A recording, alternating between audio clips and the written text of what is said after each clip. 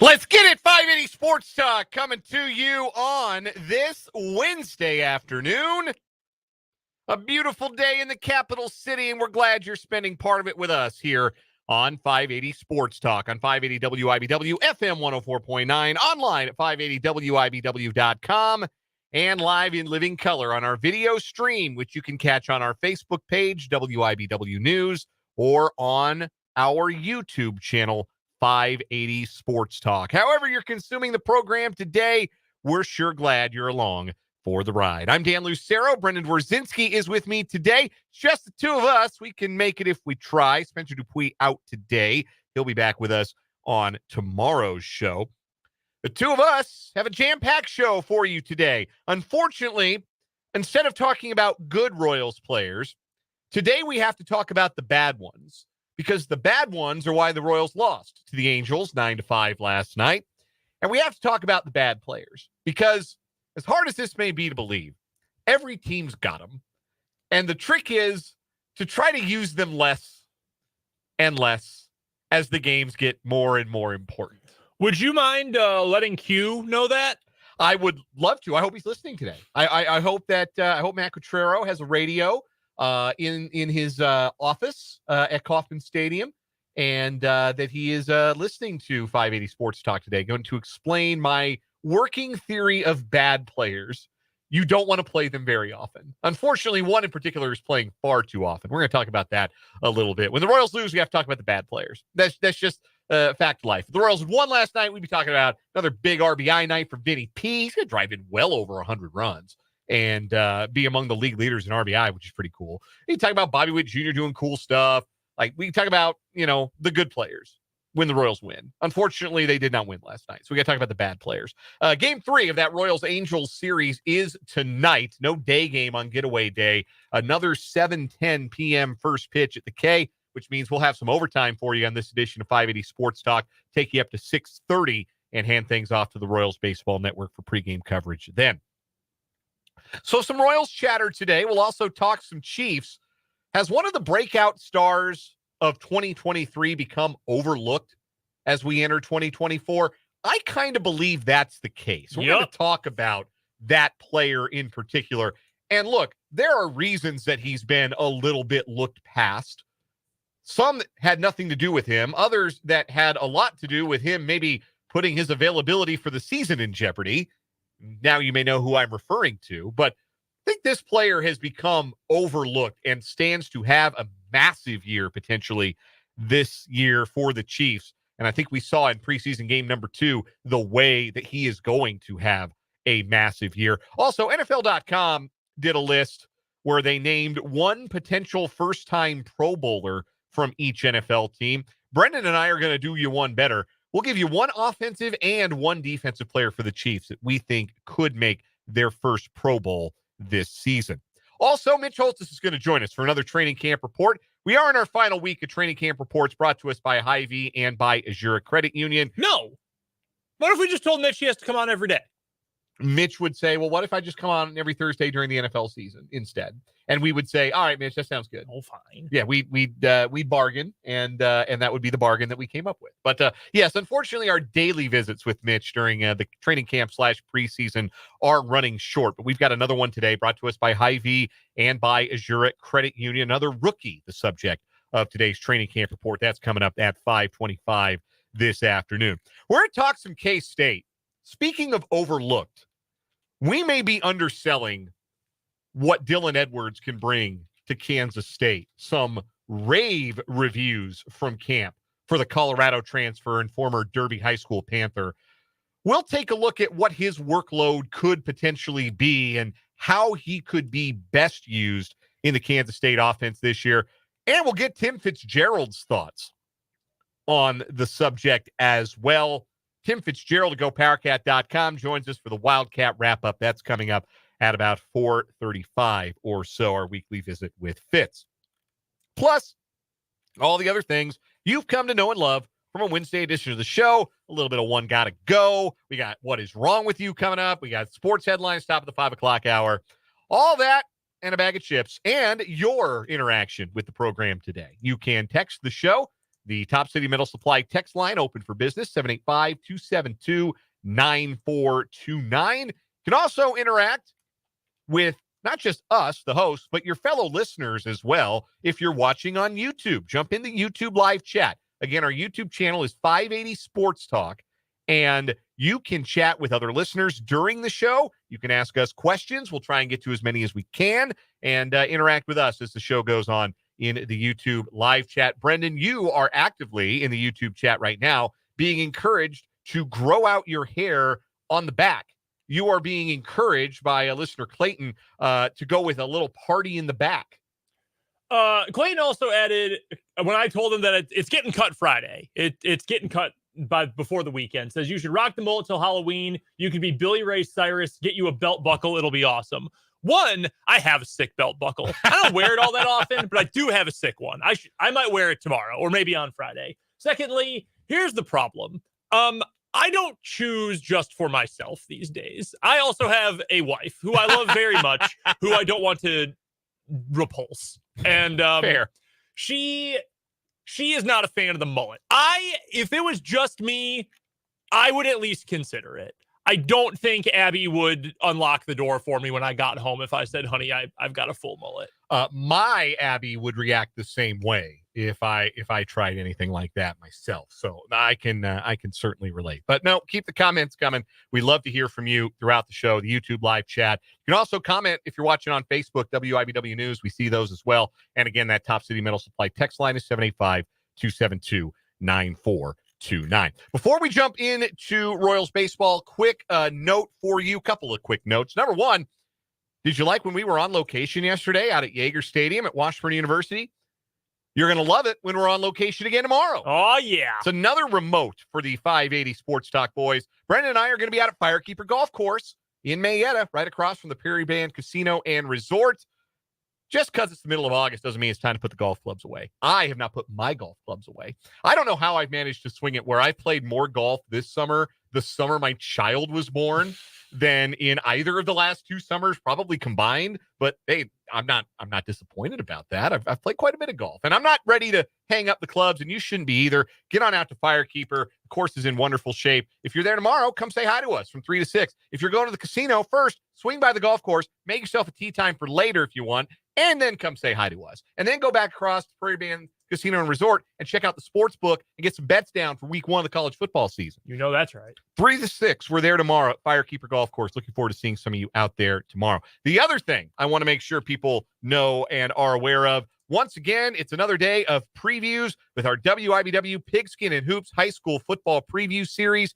3 new previews were published today. If you go to our website, 580WIBW.com, there's a link to the preview page. It's right dead front row center, right beneath our live video stream right now, as it turns out. Today's previews, Jefferson County North, Jeff West, and Linden. So if you're northeast of our voices or south of our voices, you're a Charger, Tiger, or Tiger fan, you can enjoy the new previews that were just published today. We're also linking to them on our Facebook page, WIBW News, and on Twitter at 580 Sports Talk. Check them out. Share them far and wide. And we've got Burlingame through Linden previewed right now alphabetically. Tomorrow, McLouth, Mission Valley, and Osage City previews will be published as we continue our Pigskin and Hoops preview series, the longtime magazine publication, shifting to online only this year, and we encourage you to go and check those out. All right.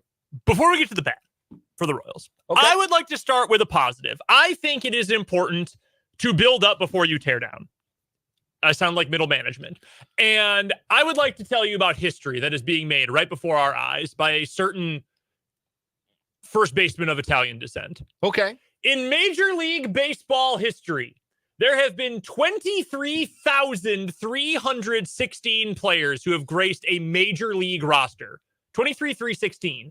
Approximately 50 of them have ever had 13 or more sacrifice flies in a single season. Vinny Pasquantino is the newest member of the 13 sack fly club. He's got Gil Hodges and his single season record of 19 in his sights. He might got to pick up the pace a little bit here in this final month, but look, A lot of guys end up on third in front of him. Bobby Witt Jr.'s got that great speed. Like, I believe in Vinny. I think he can do it. He is technically tied for 23rd most ever in a season alongside 33 other players. There have been a lot of 13s. Have not been nearly as many 14s. He would break into the top 25 all time with one more sack fly this year. I think he has at least tied the club record for sacrifice flies this season. He has. This is a motley crew of people he's tied with at 13. Daryl Porter, one of those underrated players of his era, like an on-base machine at catcher, also wore really, really like thick horn rim glasses. Also, unfortunately, did quite a bit of cocaine, but was a really, really good player in the late 70s, early 80s, and a key contributor on those Royals teams of the late 70s. You said already that he played in the 70s and 80s when you said he did a lot of cocaine. Yes, the cocaine part kind of goes without saying for a lot of guys in that era, unfortunately. Mike Sweeney, one of the more beloved Royals in history, also had 13 sack flies in 2000, and Dean Palmer had 13 sack flies in 1998. So Vinny has tied the club record, and he can set it with one more. Dean Palmer was an all-star for the Royals in 1998. 34 dongs, 119 ribbies. He was a good player for about 4 or 5 years. The expansion era and the live ball were very good to Dean Palmer. Yes. No, that is absolutely true. Anyhow. So that's the good. Vinny driving in a ton of runs. Anyhow. One way or the other, he is finding. I mean, he's at 95 through August 20th. That's great. Yeah, third in all of baseball, trailing only Aaron Judge and I believe Marcell Ozuna. I can double back and check that. I know Ozuna's the National League leader. Oh, no, I'm sorry. It's Jose Ramirez who has more. Actually, Pasquantino is past Ozuna for third in all of baseball. It's Judge with 114, Ramirez with 101, Vinny at 95, Ozuna at 94, Bobby Witt Jr. at 92. The Royals have 3 guys in the top 10 in Major League Baseball in runs batted in. I am trying desperately to stop us from talking about dudes who suck eggs. So I would like to bring up one other Vinny fact for you. Do you remember a week ago when we were talking about what is he going to be? Like, what is he as a player? Well, in the last 6 games, Vinny's batting .435 with an OPS over 1,200. That's pretty outstanding. He is starting, and he's even walked 5 times. I'm pretty sure that's 4 more than he walked in the previous, 12 games. That sounds about right. So he is... It's been up and down like it has been for almost every Royal this year, not named Bobby Witt Jr., but he has started to get that bet. Yeah, through the first, 12 games of August, he had 1 walk, and in the last 6, he has 5. So he's rounding into form, and frankly, the timeline kind of makes sense. Like, it felt more rushed because of how much better the team had been this year, but after that labrum injury that cost him so much time, surgery, rehab, had to adjust his swing and then readjust it, all that. If he's playing his best ball in mid to late August, I'm feeling pretty good. I mean, this, over the last week plus, this is starting to feel like the guy we've always thought Vinny could be since he got called up. If he's a 30 to 35 double, 20 to 25 homer, 100 RBI guy in the middle of the order for the next 4 years at arbitration prices. Awesome. Up through 2028. Yeah, you take that. You definitely take those. And I do think he's important to that clubhouse, too. I think he's a bit of a leader on that team. So a lot to like about Vinny P. And he was the thing to like the most about the Royals last night and what ended up a 9-5 loss to the Los Angeles Angels. All right, let's get to the bad stuff. I don't know if you believe me, Brendan, God. But there's not a single team. You can go up and down. You can go to Baseball Reference right now. You can open up the page. You can look at everybody's active 26-man roster, from the teams with the most wins to the teams with the fewest. And what you will find is that there is not a single major league team that has 26 good players on the roster. Everybody's got a punching bag. Everybody's got a guy who doesn't bring a lot to the table. Even the best teams. Brendan, 2016 Cubs, who was the bad player? Oh, the bad player. A number of guys in the bullpen. Chris Coughlin. Like, man, we got an MVP. We've got 6 All-Stars. Why is Chris Coughlin batting 6th? Like, what are we doing? See? Oh, you know who else? That absolute wretched backup infielder, Tommy La Stella. I hated that dude. Yeah, you did. So much. You did. He was a bum. He really did. Learn to do something other than pinch hit. Like, scrub. So, the 2014 and 15 Royals, good teams, They had a bad player on them. His name was Omar Infante. You guys remember Omar Infante? Omar Infante played a lot for those teams. You're going to get some flack for that one. And he was bad. He was extremely bad. He had an OPS plus of 48 in 2015, and he played 124 games for a world champion. Okay? Yeah, didn't play nearly as much, but your backup catcher was Drew Butera, who batted under 200. Yeah. Also, catcher's different because of the defense, but still. Also, yeah. And then, like, pitcher is different too, but, like, Jeremy Guthrie threw 148 in the third innings and was the least valuable player on that 2015 team. -1.5 wins above replacement that year. Alex Rios stunk too. He was also bad on that 2015 team. And again, I reiterate, that team won the World Series. Yeah. So this is my point. Even the best teams have players who aren't good on them. There's no team out there with 13 all-star pitchers. There are not 13 Bobby Witt Jr.'s on every roster. The key would be sick, though. Oh, yeah. Wouldn't it be? Yeah. The more Bobby Witt Jr., the better. The key for any team is to limit the exposure of your players who are the least good. And right now, the Royals are utterly failing to do that with Garrett Hampson. And I'm really struggling with the Garrett Hampson thing for a couple of reasons. Number one, no one is more familiar with Garrett Hampson's game than me. I watched him come up. I followed his trajectory as a prospect. He came up, you may recall, or you may be aware, as a draft pick of my beloved Colorado Rockies. I know all about Garrett Hampson, the prospect. I know all about Garrett Hampson, the debutante, the rookie, the major league utility player. I've seen the movies. None of them are good. Garrett Hampson has never been a good major league player. He is fast, faster than the average major league player. And he can play a bunch of positions in a way that, say, like Freddie Fermin can't, right? Like, Freddie Fermin can't play. He's going to catch, maybe play first base. But, like, Garrett Hampson can play second base. He's played shortstop. He's played center field. He's even played some third and this year some first base. So, as a late game fill-in, a runner, somebody who starts maybe once every couple of weeks to give a veteran a breather, if that's your 26th man and you limit his exposure in the important games, that's fine. Maybe he's a great clubhouse guy, makes a mean cup of coffee, keeps the guys loose. Maybe it's his ping pong table that everybody's using in the Royals clubhouse. I don't know. But to say that, oh, bad player, no place on a good team, every good team has guys that don't bring much to the table. The question is, how often are you asking them to bring anything to the table? And the Royals are asking way too much of Garrett Hampson. He has become the first choice platoon center fielder against left-handed pitching because Kyle Isbell can't hit lefties. He flat out can't. He's got a 488 OPS against left-handed pitchers. Left on left, it's a mess for Kyle Isbell. Glad he can field. Yes. He's got an even 700 OPS against righties. So he's bringing something to the table against right-handers. Yeah, and live with that. And he's a good defender. First choice, long side of a platoon center fielder, Kyle Isbell is just fine. Is Garrett Hampson a good defender in center field? No. No, he is not. You saw that last night. You saw that in the first batter of the game last night when he misplayed Taylor Ward's fly ball into 2 bases. So Garrett Hampson's not a good defensive center fielder. But hey, can he hit lefties? No, he can't hit lefties. He's got a 634 OPS against lefties, well below average, and he is not homered. He's got no thump, nothing. He's not bringing anything to the table as an offensive player. But is he a threat to run once he's on the bases? Also, no. He's 6 for 8 stealing bases this year. It's a good percentage, but we're not talking about Tyrone Blanco here. We're not talking about like a Gerard Dyson kind of threat on the base paths. I know that Kyle Isbell shouldn't play against left-handers.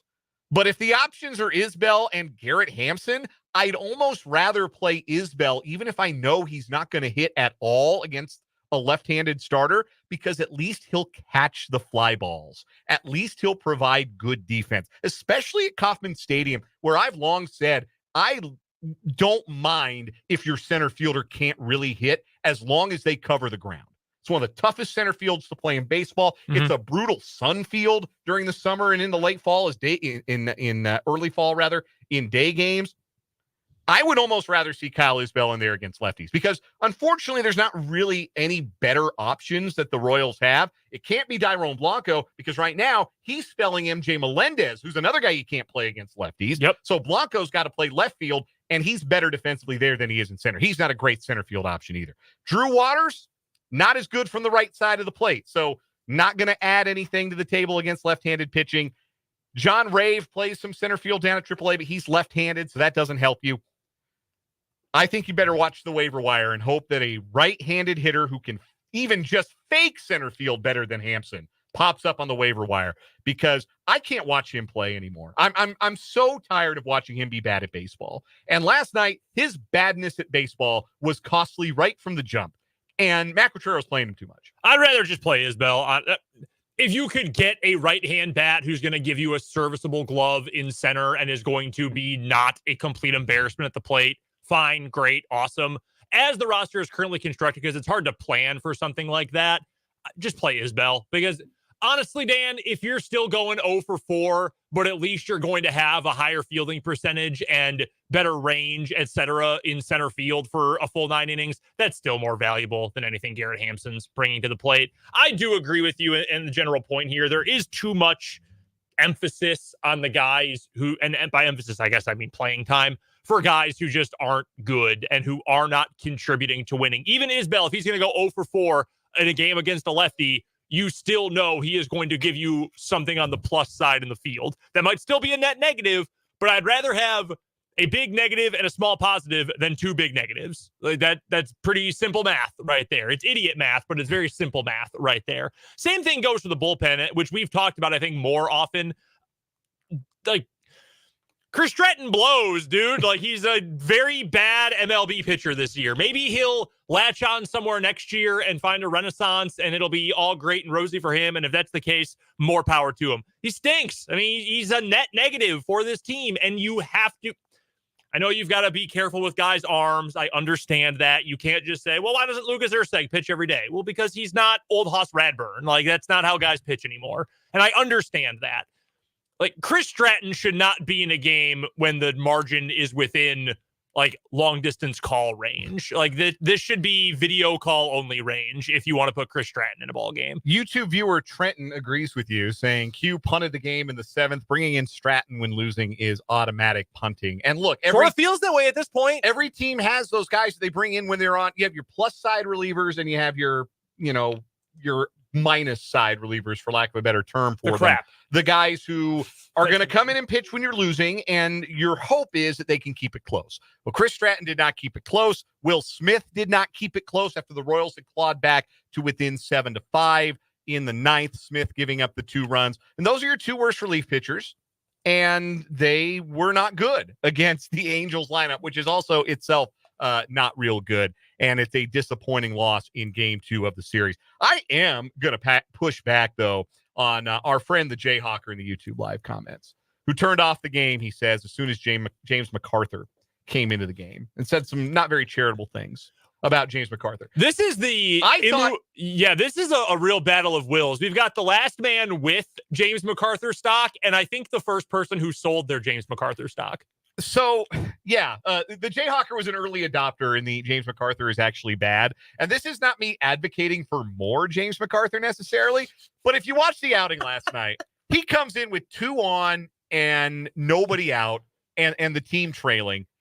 He gives up an end-of-the-bat flare base hit to Logan O'Hoppe. He gives up a flare base hit with a great sinker on the hands that Anthony Rendon muscles into green space.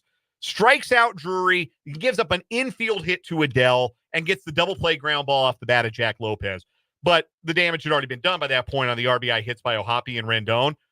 I thought MacArthur was fine. I thought his stuff actually last night looked really good. I think his sinker's moving more than it has. I think his slider has better location. It's not just hanging out over the plate in the strike zone like it had been for the better part of the season. I did not think James MacArthur was the problem. I thought he got dinked to death. And sometimes you get dinked to death. And look, it happens more often to guys who don't strike people out. And that's been a problem for the whole of the Royals bullpen all year, is when you don't miss bats at a high level, you are more susceptible to getting dunked and dinked and doinked to death. But that's what happened to MacArthur last night. He wasn't bad. He's had bad luck last night. I'll be the first to tell you when he stinks. Last night, I didn't think that MacArthur stunk. I thought he was kind of hard done by, and it was really unfortunate that the quality of contact being so low still resulted in those hits and the Angels being able to push out their lead. Hindsight, probably would have just gone to him to start the 6th and not tried to squeeze one more inning out of Cole Reagans, who was great in the 5th, struck out the side, but was also up over 90 pitches. It was probably not wise to try to push him through. He gives up the home run to Neto, and the Angels never trailed after that. So tough loss. Royals will try to rebound tonight.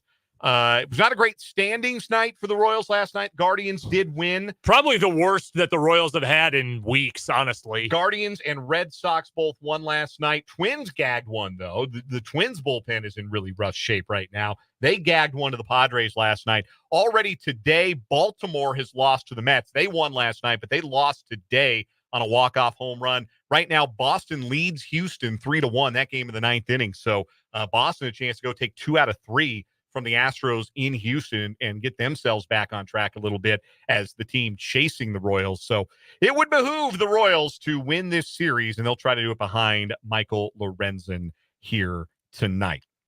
Again, 6:30 pregame, 7:10 first pitch. We're going to take a break. When we come back, we'll play around a one gotta go. Later on this hour, we'll talk K-State and how they plan to use the Colorado transfer Dylan Edwards this year. A lot of buzz around Dylan Edwards right now. Chiefs chatter later on. Tim Fitzgerald joins us at 4:35. Mitch Holthus at 5:25. Jam-packed show here from the Kansas Drive to Zero studio here on 580 Sports Talk.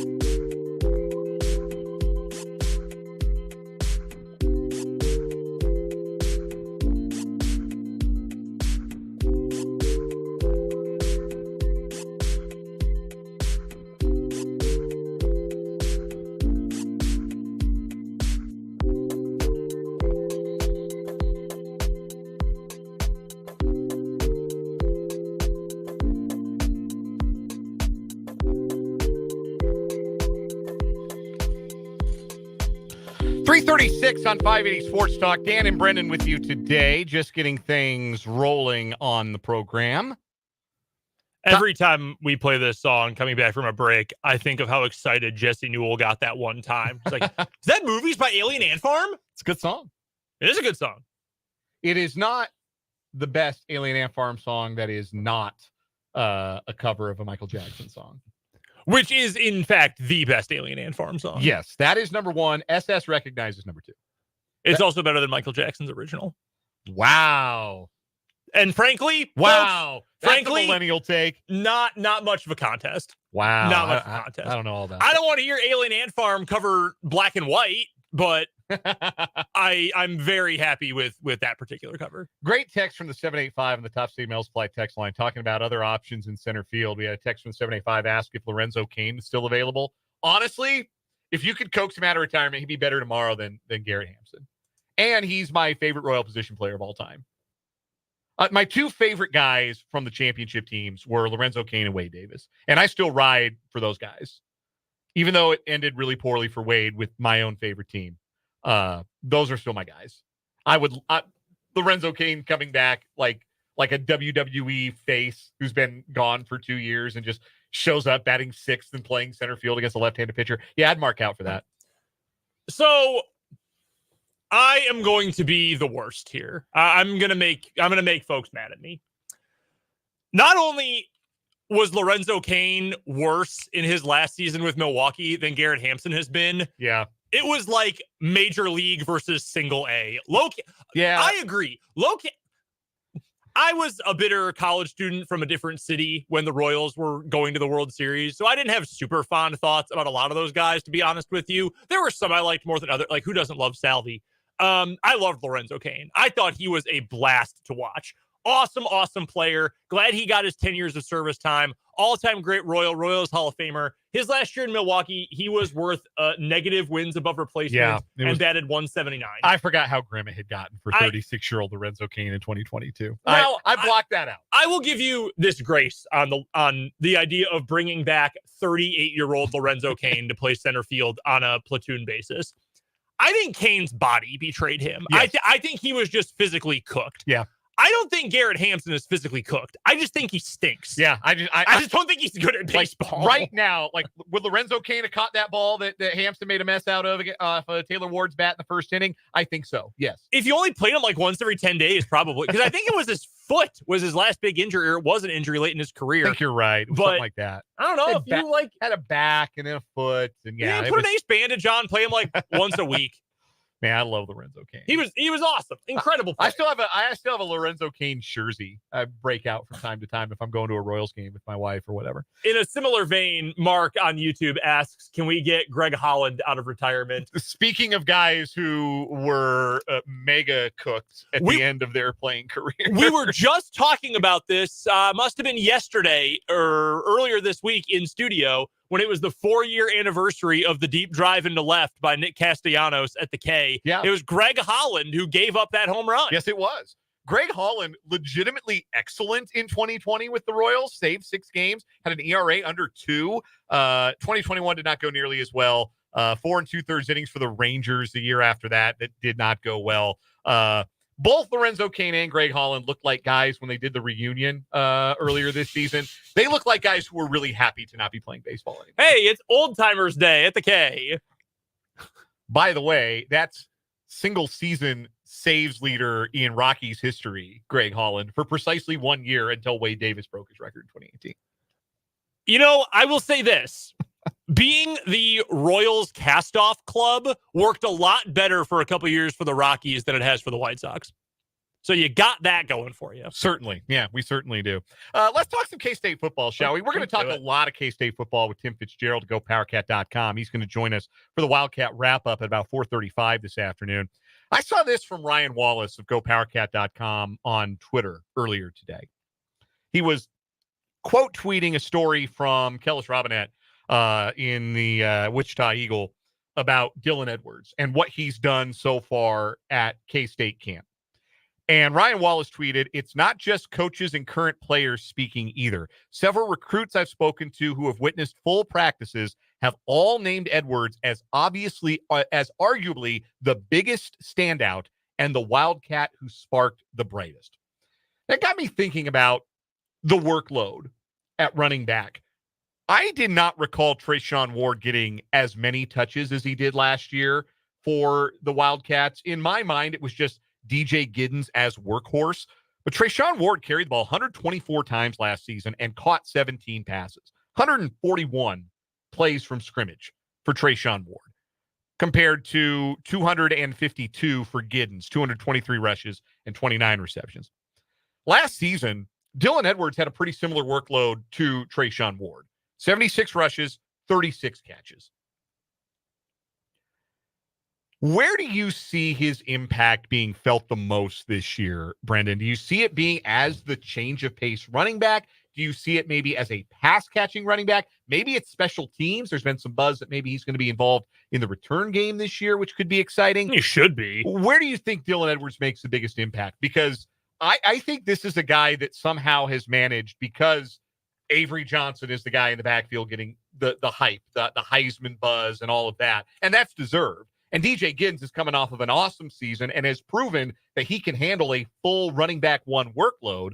But, man, Dylan Edwards, go watch the TCU game again last year, the Colorado TCU game, and go imagine an offense that is run by somebody who has a functional offensive line, and B, more ideas that are not screen passes. And imagine what you can do with a piece like Dylan Edwards. Put a pin in that comment you just made about screen passes for a moment. But when it comes to Dylan Edwards, I think my viewpoint is honestly sort of how I view what the Chiefs should do with Trent McDuffie. And you might say, wow, that's the NFL, not college. And that's a completely different side of the ball. But I've been telling you, I think you're going to get the most if you're the Chiefs out of Trent McDuffie if you're moving him around based on the matchup. When you're playing Cincinnati and Jamar Chase is going to run 60% of his routes out of the slot, yeah, I want Trent McDuffie as my nickel corner. I want him covering the slot. But if you're playing a team that's going to be better with outside guys, might even be Baltimore week one, depending on what they want to do with Zay Flowers, they might use him on the outside a lot as a Z receiver. I want Trent McDuffie on him. I want him on the best pass catcher on the other team. And that might even be Mark Andrews.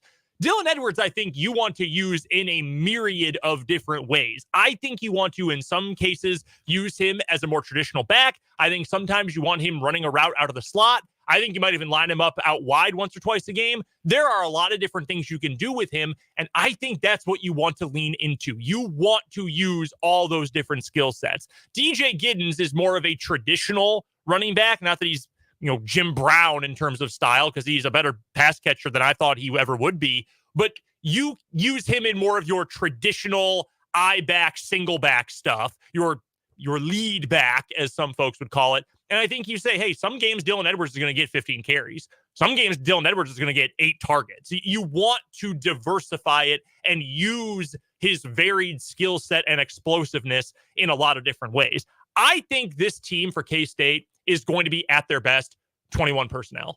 I think more often than not, they should have 2 running backs on the field, because I think that's going to make the running game more dynamic. And I think it's going to lead to a lot of easy completions for Avery Johnson. Not that you need to, to really baby him into the offense, right? But I do think, what is the one way to line up where you get a free release every single time? In the backfield. In the backfield. And even if you're running arrows, if you're running bubbles, if you're running those little quick flat routes with your running back, or even if you're running those backfield wheels, which, who's really good at those? DJ Giddens. But any of those that you're running, you're getting a free release every time with maybe your most explosive offensive player who's not your quarterback. I want those 2 on the field all the time. The one thing I wanted to mention, though, Dan, because you mentioned screen passes.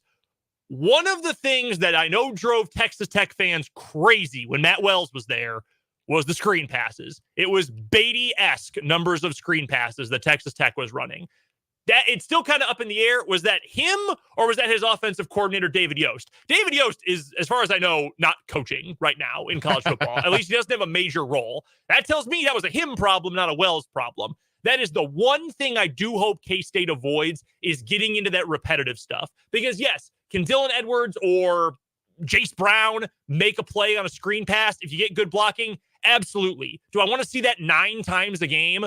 No, you've got too much explosiveness and a quarterback with too much skill to go back to that repetitive basic well over and over and over again. So if you're mixing up the play calls, but keeping your most explosive guys out there, I think that's the way to maximize this offense.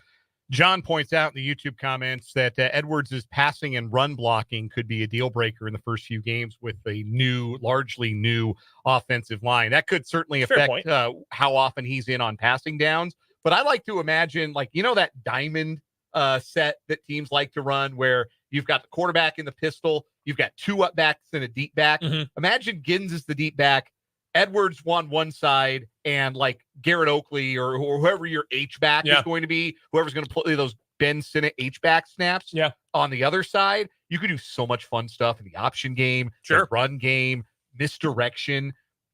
It's tantalizing to think about how good this backfield can be, how explosive and how electric that they can be. We're going to take a quick break here on 580 Sports Talk. Come back with some One Gotta Go after this from the Kansas Drive to Zero studio.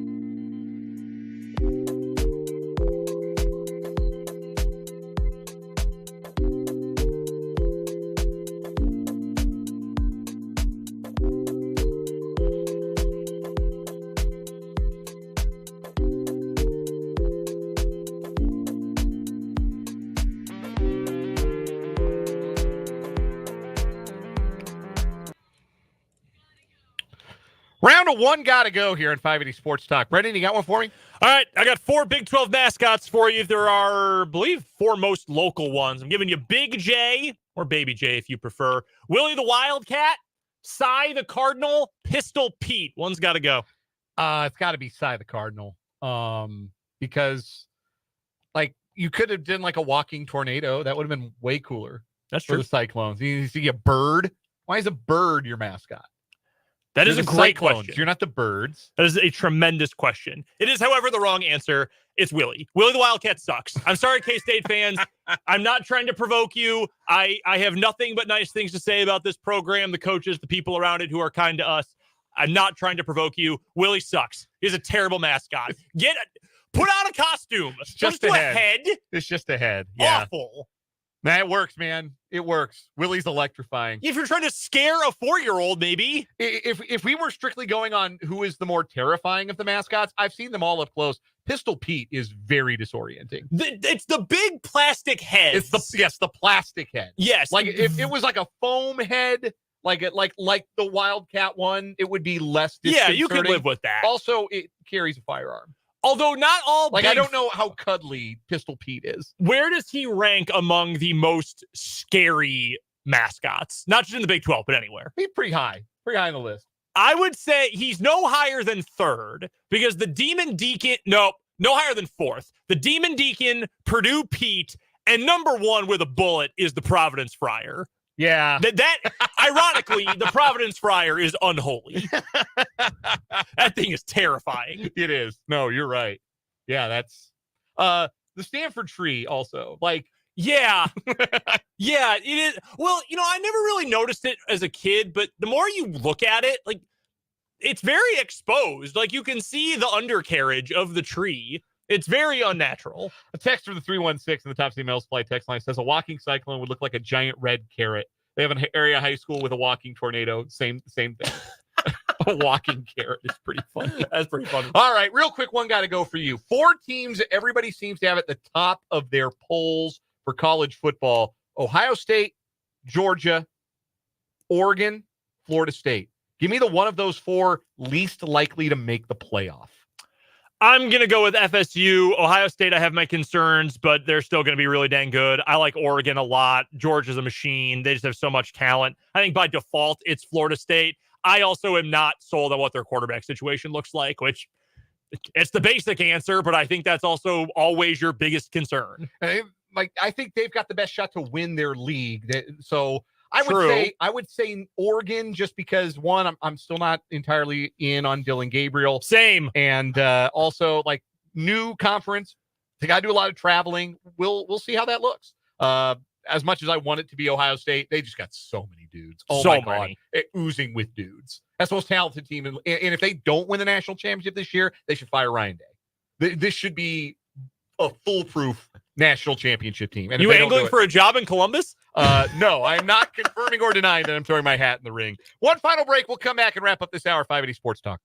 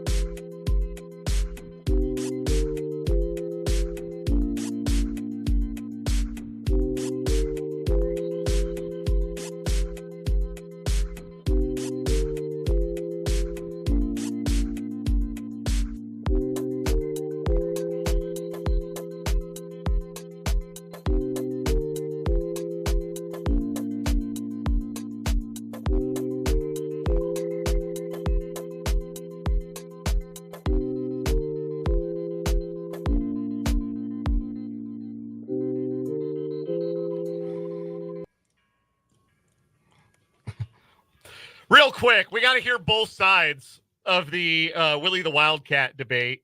From Clayton on YouTube, Willie the Wildcat is a monstrosity that frightens children. Fact. From John, the best part of Willie is his body is interchangeable. You need a push-up Willie, get a buff one. You need a pie eating contest Willie, sign me up. So many options for different events. He's not a Lego. He's not a Lego person. You can just pop the head all over. They do. I swear they have a jacked Willie. Oh, they definitely do. Yeah. They keep a jacked Willie on reserve for like the big rivalry games. Yeah, they've got like white meat Willie. Yeah.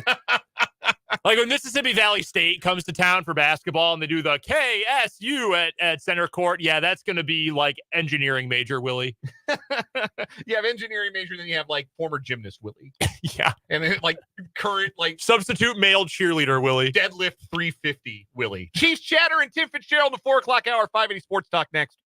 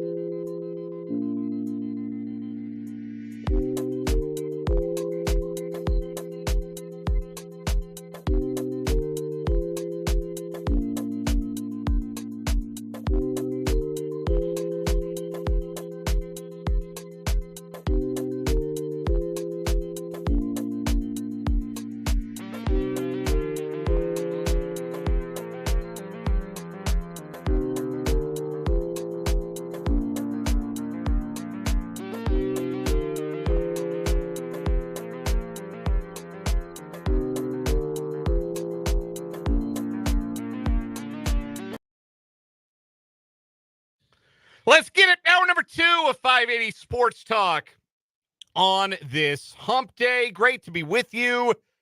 Thanks for making us a part of your Wednesday afternoon on 580 WIBW, FM 104.9, online at 580WIBW.com, and on video on Facebook, WIBW News, and on our YouTube channel, 580 Sports Talk. Subscribe today. All it costs you is a click or a tap of the thumb on your screen, and you can subscribe to the YouTube channel, 580 Sports Talk. Interact with other listeners to the show in the YouTube live chat. If you happen to be watching along live, we sure appreciate when you do that. You can also text us, Top City Metal Supply text line 785-272-9429. No more wasting money on metal pieces that leave you with unnecessary leftovers. Top City Metal Supply will cut exact lengths of aluminum, steel, and stainless steel tailored to your project's specifications. Start optimizing your budget with Top City Metal Supply on South Topeka Boulevard, just north of Forbes Field. We have got some more great stuff coming your way today. We're with you until 6 o'clock. Then we've got some overtime until 6:30 before Royals baseball. Finale of the 3-game series, rubber game between the Royals and the Angels tonight, 7:10 first pitch. Michael Lorenzen and old friend Johnny Cueto making his 2024 debut with the Angels tonight at the ripe young age of 38. Lorenzen and Cueto, the starting pitching matchup tonight, 7:10 first pitch, 6:30 pregame on the Royals Baseball Network. 30. You're 37, right? Correct. Do you, when you say the ripe old age of 38, do you think of that old tweet? Someone's like, I'm 32 years old watching TV. Here comes the oldest man alive. It's amazing his body will hold up at all. Yes. He is 32 years old. Yes, that old tweet. Like, I'm 37. I got my whole life ahead of me. And then you watch like an NFL game. Here's the oldest player in the league. He's 33. A miracle. My favorite was during the Olympics, during women's gymnastics. They're like, Simone Biles, halfway into the grave, 27 years old. You are the oldest gold medal gymnast since 1956. Wow. Unbelievable. It's unsettling at times. Like the other day when the Atlanta Falcons posted Kirk Cousins' birthday practice playlist on Twitter. And, Kirk's whole, like, persona is, like, that of a bit of a goober. Like, he's kind of embraced that a little bit. Like, when he was on the Netflix show Quarterback, he's sort of leaned in. Like, yeah, I shop at Kohl's. I like going to Barnes & Noble and getting books. I'm just a regular family man. I just happen to be pretty good at throwing a football. Good enough to make untold millions of dollars doing it. Anyway, his birthday practice playlist was like The Middle by Jimmy Eat World and Move Along by the All-American Rejects. And there's Foo Fighters and The Killers. There's 2 Killer songs and Good Charlotte and Maroon 5 and Three Doors Down and Yellow Card. Blink-182. And I'm thinking to myself, oh my God, Kirk Cousins, who we all think like old, washed, he's my age. And then I went and looked it up, and actually, Kirk Cousins is 2 years younger than I am. Oof. So that was a bad day. That was one that kind of, I just sort of stared into space for about 5 minutes after discovering that. In fairness, though, The Middle is a banger, as is the anthem, as is Sugar We're Going Down. Look, they're all good songs. Many of them, in fact, were songs that appeared on like Madden soundtracks in the 2000s. That tracks. So yeah, probably when he was playing a lot of Madden as a kid, because that's what I was doing. The one song on there, of all those songs that I actually am going to offer the hot take of, to say that song sucks, Kryptonite by Three Doors Down. That's a bum song. Nah, I actually kind of dug Three Doors Down. No, back in the day. They've got a couple others that are all right. That one, though, butt. Nah, I disagree. Official butt rock anthem. Nah, Kryptonite is fine. That song was to try to make suburban moms feel like they were cool. Made me feel like I was cool. I like that Three Doors Down song. They do have better songs, but I have a problem with Kryptonite. What's the they have one I like. Away from the Sun? I don't remember which one it is. That's an ultimate old guy move. Like, oh yeah, what's that one song that I like by that one band? I don't know what it is. I might be thinking of 3 Days Grace too. Very not similar bands, actually, as it turns out. No, but they did do "I Hate Everything About You," which there was that goes hard. There's some 3 Days Grace songs I like too. Yeah.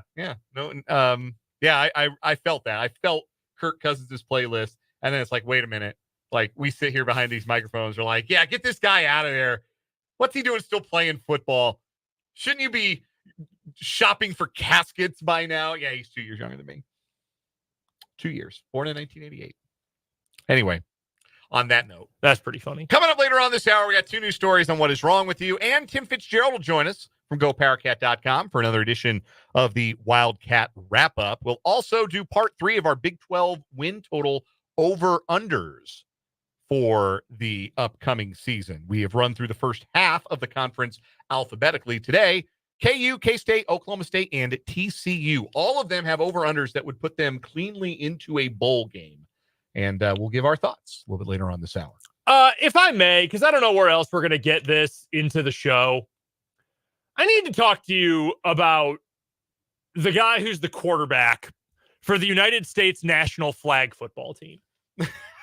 I thought we were going to do this in headlines.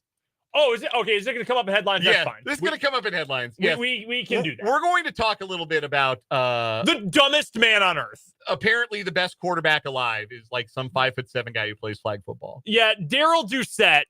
Wow, a short guy is complaining. Wow, shocker. Daryl Doucette, you are a clown. Bit of a Napoleon complex.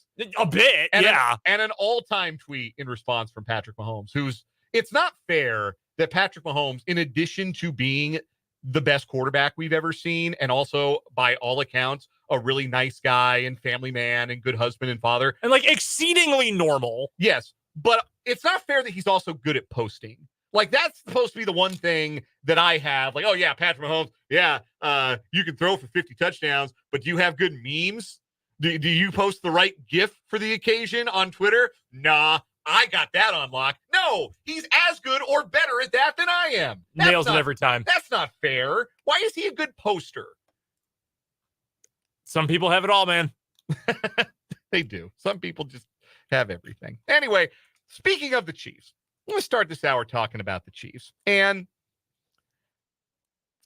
specifically, I want to talk about Rashee Rice, because I think he's become the most overlooked member of the Chiefs. And some of that is his fault, because obviously he was very stupid this offseason and did some very stupid things. You know, that's right. Most notably, driving 120 miles an hour on the freeway and getting into a wreck and then fleeing the scene of said wreck. Allegedly. Very dumb thing to have done. And it is probably going to cost him games. And I think all along we have assumed that it was going to cost him games in 2024, but there has not been a lot of movement on the legal front in that regard. And the NFL prefers to hand out punishment after the legal system gets its say, generally speaking. And so there is, I think now, a decent chance, I don't want to put a number on it, but I think there is a decent chance, certainly a non-zero chance, that Rashee Rice is not suspended in 2024. And in fact, will not serve a suspension for violating the personal conduct policy until maybe 2025. Yeah, at this point, I'd be very surprised if he sits out at all this year. So some of the overlooking that we're doing of Rashee Rice has been, I think, in the back of our heads thinking, well, they're only going to have him for 11, 12 games this year because he's going to face a suspension, and maybe a hefty one, maybe as big of one as you can get for violating the personal conduct policy. So that's some of it. The other part of it is there are shiny new things in the wide receiver room for the Chiefs. The free agent acquisition of Hollywood Brown and the first-round draft pick Xavier Worthy. And what Brown and Worthy do that is really fun for a wide receiver is they run fast. And they run fast down the field, and they are targets down the field that the Chiefs have lacked since the Tyreek Hill trade. And Rashee Rice isn't really that kind of a receiver. He's not going to be the guy who beats the corner down the field every rep on a 9 route. That's not really Rashee Rice's game. It's fun to consider Mahomes having guys who can do that. Xavier Worthy looks the part already through 2 preseason games, and Hollywood Brown, when he's been on the field, certainly has a resume showing that he can do that as well. But we saw in preseason game number 2, Brendan, how effective Rashee Rice could be underneath, because the Chiefs were stretching the field with the route running of Xavier Worthy. And when you have to respect the deep ball more, We have talked about this ad nauseum this offseason. Respecting the deep ball is going to mean that you can't bring your safeties up close to the line of scrimmage against the Chiefs anymore. You can't say, we're not worried about anything beyond 15 yards. We're going to take away the underneath. We're going to take away the middle of the field. We're going to take away the intermediate passing game because we don't believe that MVS and Justin Watson are going to kill us down the field. Well, Xavier Worthy and Hollywood Brown will if you give them the chance. And that's going to open some things up on the intermediate game. And again, it leads to Rashee Rice being overlooked because who do we think about when we think about the underneath passing game for the Chiefs? We think about Travis Kelce. We think about TE1, maybe the greatest ever. And Travis Kelce is going to benefit from this, make no mistake about it. But in preseason game number 2, you saw how Rashee Rice stands to benefit from this as well. And Rice, in his second year in the league, showed last year he can make things happen after the catch. Mm-hmm. He can get around the corner. He can do things in the open field. I think this passing game has a chance to really unlock Rashee Rice this year. And I was looking at his target share. We were talking about this, I think, on Monday's show. Rashee Rice was targeted 6.5 times per game that he played last season, 102 targets. If Travis Kelce gets about 120 targets again, which I think is a reasonable number to expect for Travis Kelce, there were 220 other wide receiver targets last year that didn't go to Rashee Rice. So Patrick Mahomes threw the ball to a wide receiver on the roster 322 times. 102 of those went to Rashee Rice. The other 220 went from everybody from Kadarius Toney to Richie James to Justin Ross to MVS, all those guys. Considering Hollywood Brown and Xavier Worthy are a much better set of wide receivers around Rashee Rice than what they had last year, how many more targets do you think there are out there for Rashee Rice?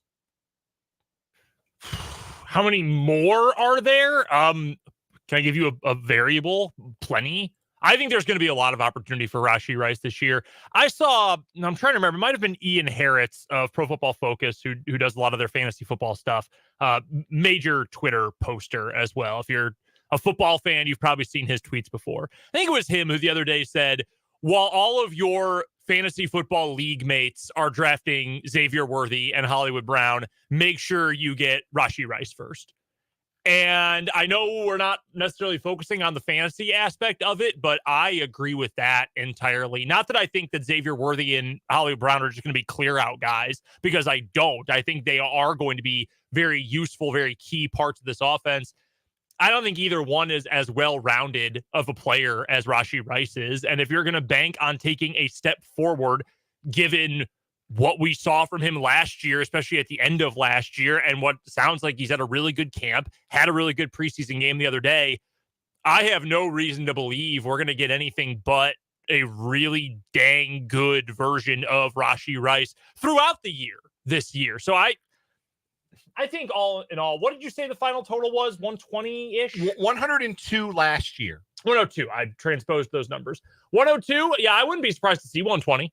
I really wouldn't. I think the other thing, too, that I mentioned, I think it was yesterday on the show, he was not a focal point of the offense at all for the first half of the year, even bleeding into the second half of the year. Probably around week 10 or so is when he became he's wide receiver 1. We do indeed have another guy who can make plays and go catch the ball. After we had been complaining for 2.5 months, get this guy the ball, get him into the offense. The Chiefs finally did, and, well, it paid dividends, and he only started 8 of the 16 games he played last season. If you just took his, per week snap count and target share by week and gave him over the course of a whole season what he saw in the final 8 games of last season, oh yeah, I think he hits 120 easily. I think he goes over 1,000 yards. Wouldn't be surprised if he had, again, 7, 8-ish touchdowns. Touchdowns are kind of hard to replicate. But I think that opportunity is going to be there. And even if the goal of Xavier Worthy, Hollywood Brown, Rashee Rice, Travis Kelce, and Isaiah Pacheco, that's probably your base package, 11 personnel, 3 wide, 1 tight, 1 running back. Even if the goal is not Xavier Worthy's just going to clear out space for Rice, Hollywood Brown is just going to clear out space for Rice, it's going to work that way a lot because you can't just say, oh, yeah, whatever. We expect the ball's not going to go to Xavier Worthy, so we can put CB3 on him one-on-one. No, you are going to get killed. That is going to lead to the death of your defense. It is over. Here he lies. He was never able to stop them from scoring. That's it. You cannot do that. Hollywood, same thing. And why I think he's going to be much more dangerous in the intermediate game than the deep game because of that shiftiness, because of that yak ability. You can't just say, yeah, well, whatever, put whoever on Hollywood Brown. You might be able to win one-on-one with him a reasonable amount, but Mahomes never gets sacked. He's a great scrambler. He finds dudes late in plays all the time. Sounds like a good time for Hollywood Brown's speed to come into effect. You have to pay attention to those guys. Obviously, you have to pay attention to Travis Kelce. So by virtue of just being really good all around and not having one standout, unstoppable trait, that makes Rashee Rice, I think, that much more powerful. Like, he's a good route runner. He's an above average route runner. He has above average hands. He has above average speed. He has an above average knowledge of the offense at this point. Like, he is going to be open, or at the very least is going to get favorable matchups all the time, the way this is constructed. Again, assuming everybody's healthy, but that's always part of the assumption. So I think he's in line for an absolutely gigantic year. And to just hammer it home, I hope my buddies aren't listening because I will be taking Rashee Rice before anyone else in my fantasy leagues this year. Absolutely. Yeah, that might be a big edge to anybody who is a Chiefs fan and playing in a league with non-Chiefs fans. Yeah, you want to jump on that train and make sure Rashee Rice is the first Chiefs receiver off the board. Perhaps related, Kevin Patra of NFL.com put out a list yesterday of players he thinks, he gave one player for every team who he thought had the best chance to make a first Pro Bowl appearance this season. And of course, really it's a first Pro Bowl honor, because you don't always go to the Pro Bowl if you're like going to play in the Super Bowl. But they count it anyway. But yeah, they count it as a Pro Bowl honor, a Pro Bowl appearance. Kevin Patra's answer was Trent McDuffie. We'll get to the defense real quick in a second. But on offense, is Rashee Rice that guy for you, most likely to make his first Pro Bowl? Yes. I think there's a legitimate chance he gets to 100 catches this year. I really do. 79 a year ago. I think he's got a chance to get even more than that this year. 79 and 102 targets. So he's catching a high number of his targets. Yeah, so 77.5% catch rate. That's pretty good. And catch rate can fluctuate. Sometimes it's drops. Sometimes it's inaccuracies. It can be pass breakups. There's a number of different things there. But that's a really high rate. And because he's getting open and he's holding onto the ball when he does get open. That's why separation is so important and separation ability is so important. Yeah, he's my number one answer for the offensive side of the ball. Patra's pick, by the way, for the Chiefs was Trent McDuffie. It doesn't often happen that you're a first-team All-Pro and not a Pro Bowler. You want to talk about underrated by the public. So if you're giving me one offense, one defense, I think it's Rice, and I think it is McDuffie. And there are some other good candidates, but there's no one who's as good of a candidate as both those dudes. McDuffie's going to have to get his hands on an interception or two this year, I think, to get the Pro Bowl nod, just because for cornerbacks, that is often how they are measured and how the votes get parceled out. But it's also a reputation vote in many ways. And what's better for your reputation than making All-Pro? So I do believe that this could be a year where McDuffie takes that step. Offensively, though, I have a different answer. Do you know Trey Smith hasn't been to a Pro Bowl yet? Interesting. I didn't. I guess I did. That's the hard thing. You mentioned it's a reputation vote, though. It's really hard on an offensive line that features, for a while, featured Orlando Brown, who was a big name, probably bigger name than he was good player, but he was good enough and was a big name. Joe Thuney, who's among the very best guards in the league, and he plays right next to the best center in the NFL. They're not putting the entire offensive line in the Pro Bowl, so it's kind of hard to get those votes, which is kind of a tough luck situation. I think this is a year he does get it. That and it's contract year. Contract year. Yeah. So, I'll go Trey Smith just to be a bit of a contrarian. We'll take a break here on 580 Sports Talk. Later on this hour, Tim Fitzgerald will join us for the Wildcat Wrap-Up. But first, after this timeout, 2 news stories compete on What Is Wrong With You. That's coming up from the Kansas Drive to Zero studio on this Wednesday edition of 580 Sports Talk.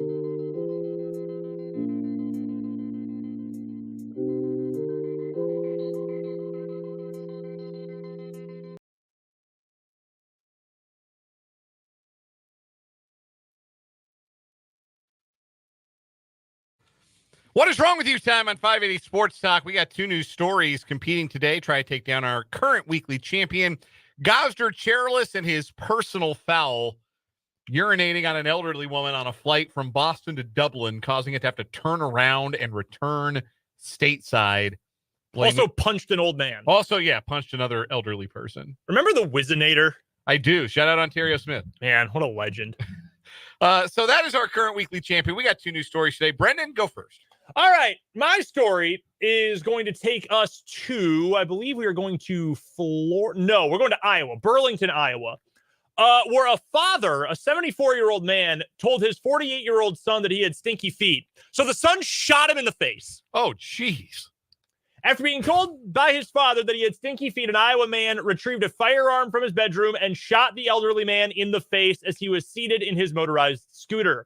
Responding to a shots fired report Sunday, cops encountered David Carpenter at the residence he shares with the victim in Burlington, Iowa. The 6-foot, 300-pound David called 911 and said he had just shot his father, William, in the face. William, who did survive, had to, it's what is wrong with you, of course, told officers that he and his son were in an argument over David's stinky feet, a dispute which escalated to David grabbing his gun from his bedroom and shooting William in the face. Questioned by police, David said he and his father were in the living room when William told him his feet stink. Then, during a subsequent heated argument, he claimed his father made a comment about shooting him.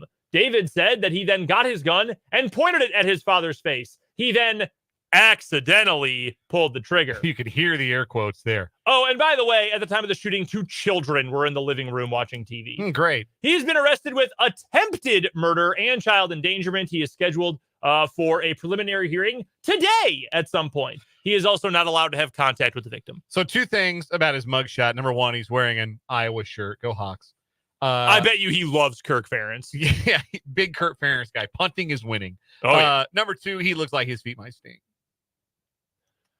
Dog, you know what I would do if the person I lived with, in this case, it's my wife, if she told me my feet stink, you know what I would do? Take a bath. I'd say, you stink, and I'll walk away. I'm not pulling out my 9 and blasting an old man in the face. Yeah, that is wild. That's a wild move. You know what stinks? Your feet, old man. That's what you do. That's what we call an overreaction. No kidding. For my story today, we're going to Miami Springs, Florida, where a 55-year-old man is facing a felony charge for a bizarre impersonation scheme that left pizza customers getting a raw deal, authorities say.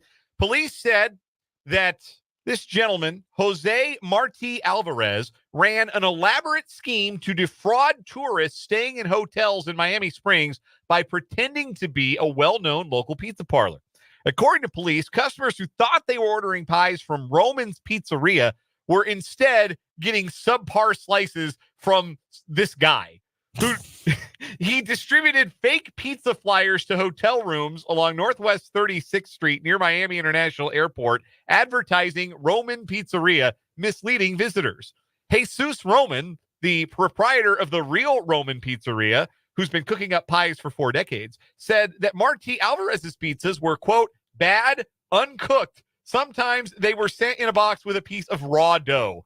They just give it to them, and by the time they realize it, they're gone anyway. Oh. Police said the fraud had been ongoing for several years and has caused significant hardships for the real Romans, including complaints to the Better Business Bureau, negative reviews, and upset customers. Yikes. After Roman finally went to police, officers arrested Marti Alvarez on a charge of organized scheme to defraud and booked him into jail early Monday morning. He's also facing an aggravated battery charge after fleeing from hotel staff in his vehicle and hitting a staff member with the vehicle.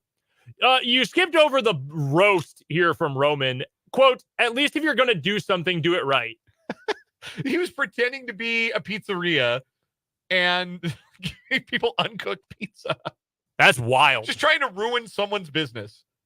That's crazy. There has to be a backstory there. Oh, there's got to be. Disgruntled employee? Maybe. I don't know. There's got to be a backstory there. Who wins today? Man, that story's great. This dude shot his dad in the face.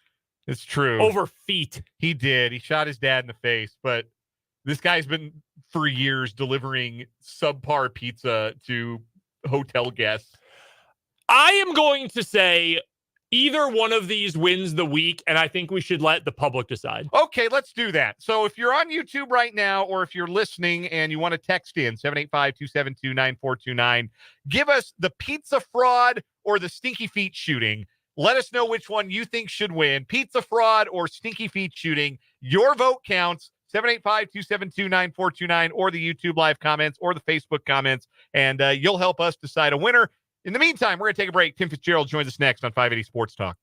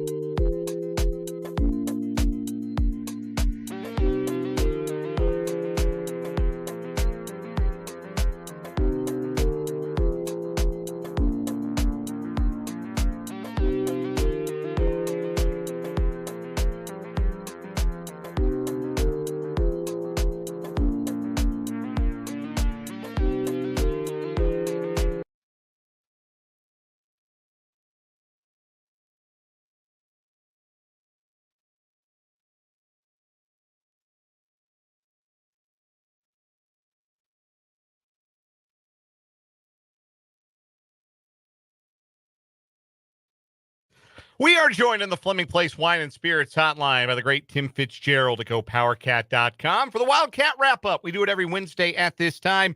Fitz and his staff have the best inside info on K-State sports. Be a VIP subscriber today at GoPowerCat.com and check out Fitz on Twitter at LifeOfFitz. Hey, Fitz, we're 1 week away from real football. We get to preview a game next week. Are you ready? Yeah, it's amazing. I can't believe how fast this summer went, and it's expiring quickly. Heck, we have college football on TV this weekend. So yeah, we do. Yeah, we do. I'm going to watch every second of it. Fitz, you're going to be watching Hawaii versus Delaware State on the Team One Sports app Saturday night? Probably, yeah. That sounds like my kind of game. Delaware State, their mascot, the not quite blue hens? I don't know. They're the Hornets. Okay, well, that's compared to your rivals' mascot. They are the Hornets. Let's talk some Wildcats, shall we? I was going to say their mascot, unfortunately, looks more mosquito-like than hornet-like. that is true. Unfortunately, fitting for a Hawaii game. That's true. That is true. All right, Fitz. Let's talk K-State. We were talking about Dylan Edwards earlier today. Your guy Ryan Wallace, GoPowerCat.com, was tweeting earlier today that what he has heard from people who have gotten to see recruits in particular that have gotten to see full practice sessions from K-State is that Dylan Edwards is really showing out at practices.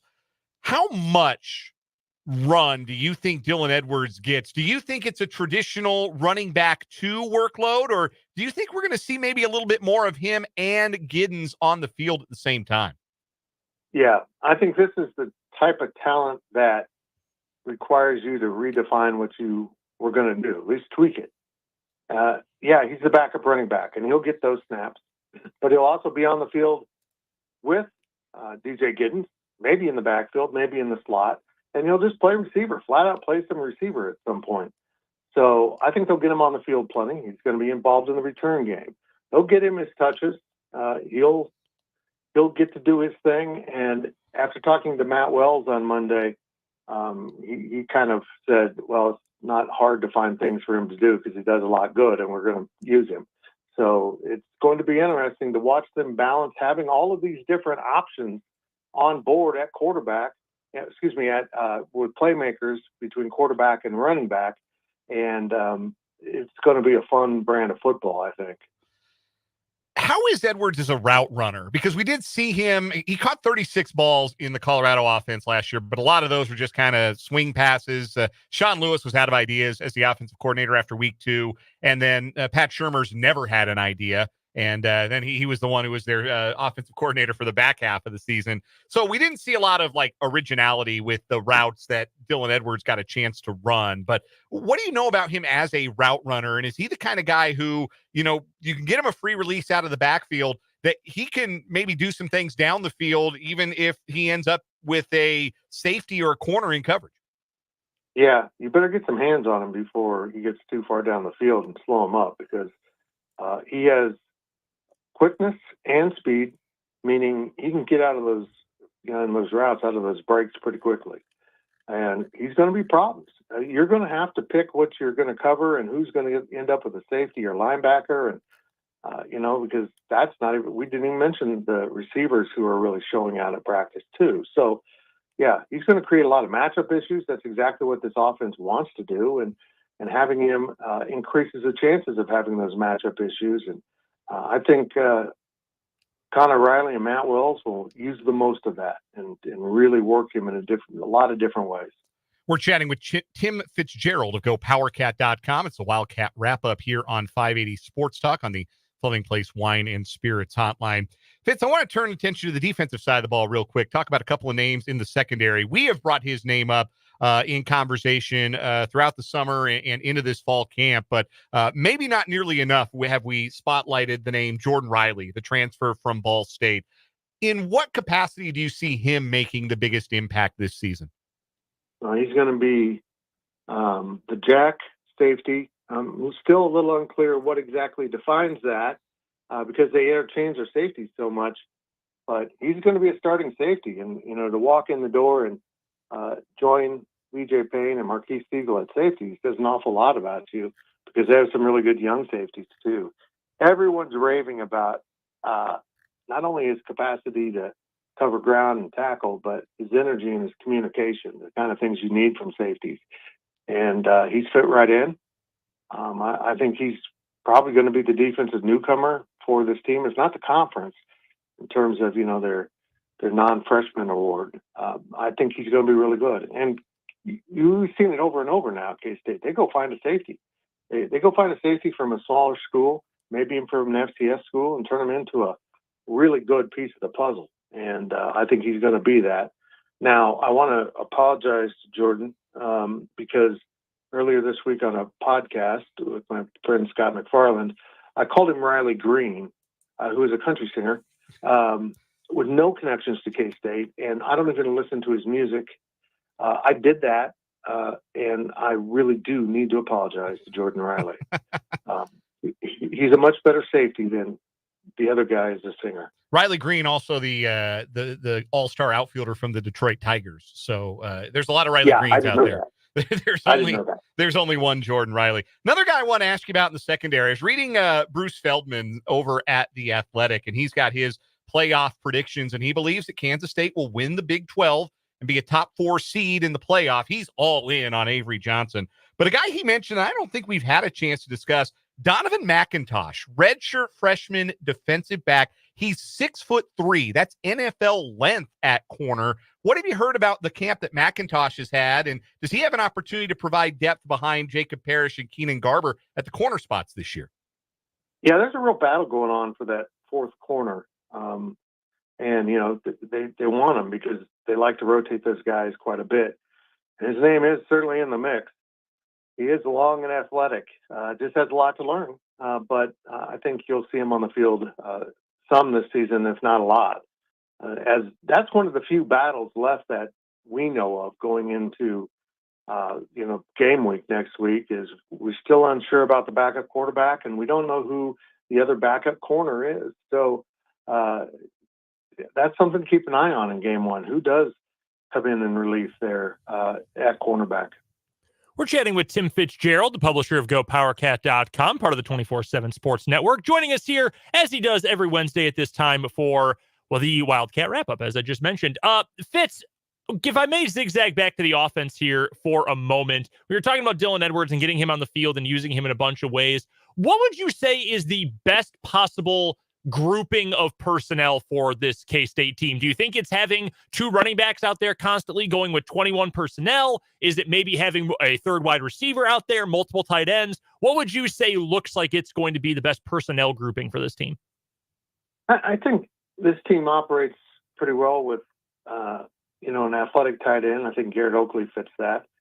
I don't want to say it's, two running backs because Dylan could easily be a third receiver out there. So I think they will have a lot of times when DJ Giddens will be in the backfield and Dylan Edwards will be in the slot. They probably have Jace Brown and Keegan Johnson out there. I think that's probably the best collection they have of guys where you really know where they stand. And, then you can swap players out. You can move Dylan into the backfield and mess with the defense, or you can do a number of things with that personnel. So that is just going to be so fun for me as a football nerd to watch how they use him and how they get to him in terms of pre-snap movement and where they move him around to and where they want him positioned once the ball is snapped. I think those are all things that I will be studying very closely in game one, although I don't expect them to show a whole lot of fancy stuff unless that turns into a real game. Earlier today, you published your daily delivery at GoPowerCat.com with the title, "Is this Kansas State's most anticipated football season ever?" I recommend everyone go check out the video because I really enjoyed it, Fitz. But how high on the list of most anticipated seasons does this incoming 2024 season land? Well, I think if you go back through the history of K-State, you can pretty easily excuse everything from 1990 back. And probably 91 also. But really the most anticipated Bill Snyder season was 98 because we had seen the junior college transfers in their junior year, the year before, really come on strong, win the Fiesta Bowl over Syracuse and Donovan McNabb. And so we all knew Michael Bishop was going to be special. Kind of a similar feeling that people have with Avery. They just have less evidence to back that up with Avery. The reason I picked this season as the most anticipated over that season was the fact that we didn't have social media and we didn't have as much, kind of lively media. We had a few talk shows, but we didn't really have the internet everywhere like we do now. And so fans are kind of feeding off of each other in the digital spaces, getting really stoked about this season. They have a lot of access to information now that they didn't in 98. Now, someone pointed out that 98 also featured the opportunity to end a 29-year losing streak to Nebraska, which they did. And that was pretty crucial and highly anticipated. But I'm still going with this year. I think people are extremely excited about what this team could be. And a big part of it is the unknown, the promise of what could be. And will they start to see that soon or later, or has it all been fool's gold? And I think people are really fired up to start beginning the process of discovery. We will get back to football here momentarily, but I do need to make a quick detour over to the hardwood, Fitz. Darren Peterson, number 3 prospect in the country, 5-star combo, probably point guard. has been, according to some of your coworkers over at 24/7 Sports, a KU lean for quite a while. We know that school has put in a lot of effort into Darren Peterson. And then it was reported yesterday that he's going to make an official visit to Kansas State as well. How real is that interest for the number 3 prospect in next year's basketball class? Yeah, it's intriguing. They're in on a number of those top 10 players, and I think it's a function of Coach Tang being a very visible coach. He's well known now nationally. I think young players kind of gravitate towards people like that. And also, let's be blunt. Apparently, Kansas State's NIL collective for basketball is not a one-year wonder. They're backing it up, and there's more money to come for future rosters to build. So I think being competitive in the NIL space is a huge function of this. In Kansas State, it's way up there. Are you at all surprised by the supposed and apparent war chest? That's the word that always gets used for NIL, the war chest. Are you even taken aback a little bit, Fitz, by how much K-State has to spend in the basketball space? Yeah, I'm impressed. I mean, they've got donors primarily in the Kansas City area who want to get back in basketball, back to where the program was, for basically 50 years. Really successful, respected across the country and feared in the conference. They want this to happen. They feel like Jerome Tang is the right guy to have this happen. And the NIL space levels something that they could never compensate for in the past. And that was just these programs like Kansas that have this huge history and this overwhelming visibility. It was hard to get around that. And now the NIL gives them something that can get around that. And the possibility that, honestly, Kansas State could find players that are just going to pick the school because it's the highest bid. And that's disgusting to me. It's not the way I'd like it, but it is a way to even the tables. Couple more questions for Tim Fitzgerald of GoPowerCat.com, joining us for the Wildcat Wrap-Up on the Fleming Place Wine and Spirits Hotline.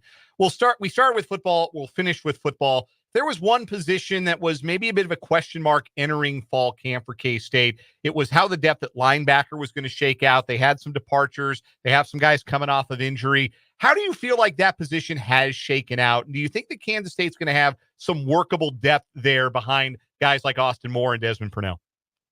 Yeah. Starting with those two, they're terrific. And Romaine at middle linebacker, guys, he just looks different. I mean, he's filled out. Last year, he honestly looked like a kid that was in high school the year before. This year, he looks like a college kid. He's much bigger, more lean, and the coaches have been raving about the progress he made. You get also Asa Newsome, who played before him in the rotation of players. You get him out there, and he's healthy. So that's very interesting to know that he came back from that knee injury. He'll back up Desmond out there. And guys, I think they're really deep and talented at linebacker. They got some young guys worth keeping an eye on. Marino, the New Mexico State transfer, is healing up a little bit, but he's a very, well-rounded player that can play a couple positions. I think linebacker is going to be okay as long as they stay away from injuries, but that's what happened to him last year. You mentioned some of the young guys. We had a listener curious about Tyson Struber, who's been a transition to linebacker. He started his K-State career as a preferred walk-on at wideout and was moved to linebacker during bowl practices. Wondering where he might factor in. I haven't heard much about Tyson, and that's not atypical. They've got a bunch of guys battling out for backup or third string positions. And we know darn well that you're going to get down to your third string at times. And that might be what happens. You never know, but I really haven't heard his name much this spring at all or this fall at all. Tim Fitzgerald covers K-State athletics as the publisher at GoPowerCat.com, part of the 24/7 Sports Network. Go be a VIP subscriber today. Throw him and his staff a few bucks. It's worth it. It will give you all the best inside information about K-State sports. You can hear him every Wednesday on the Wildcat Wrap-Up here on 580 Sports Talk. Fitz, it's always a pleasure. Next week, we're going to preview a football game. Oh, boy. That sounds fun. Let's do that. Let's do that. Talk to you next week, Fitz. Thank you, boys. That is Tim Fitzgerald. We're back after this to wrap up the 4 o'clock hour 580 Sports Talk from the Kansas Drive to Zero studio.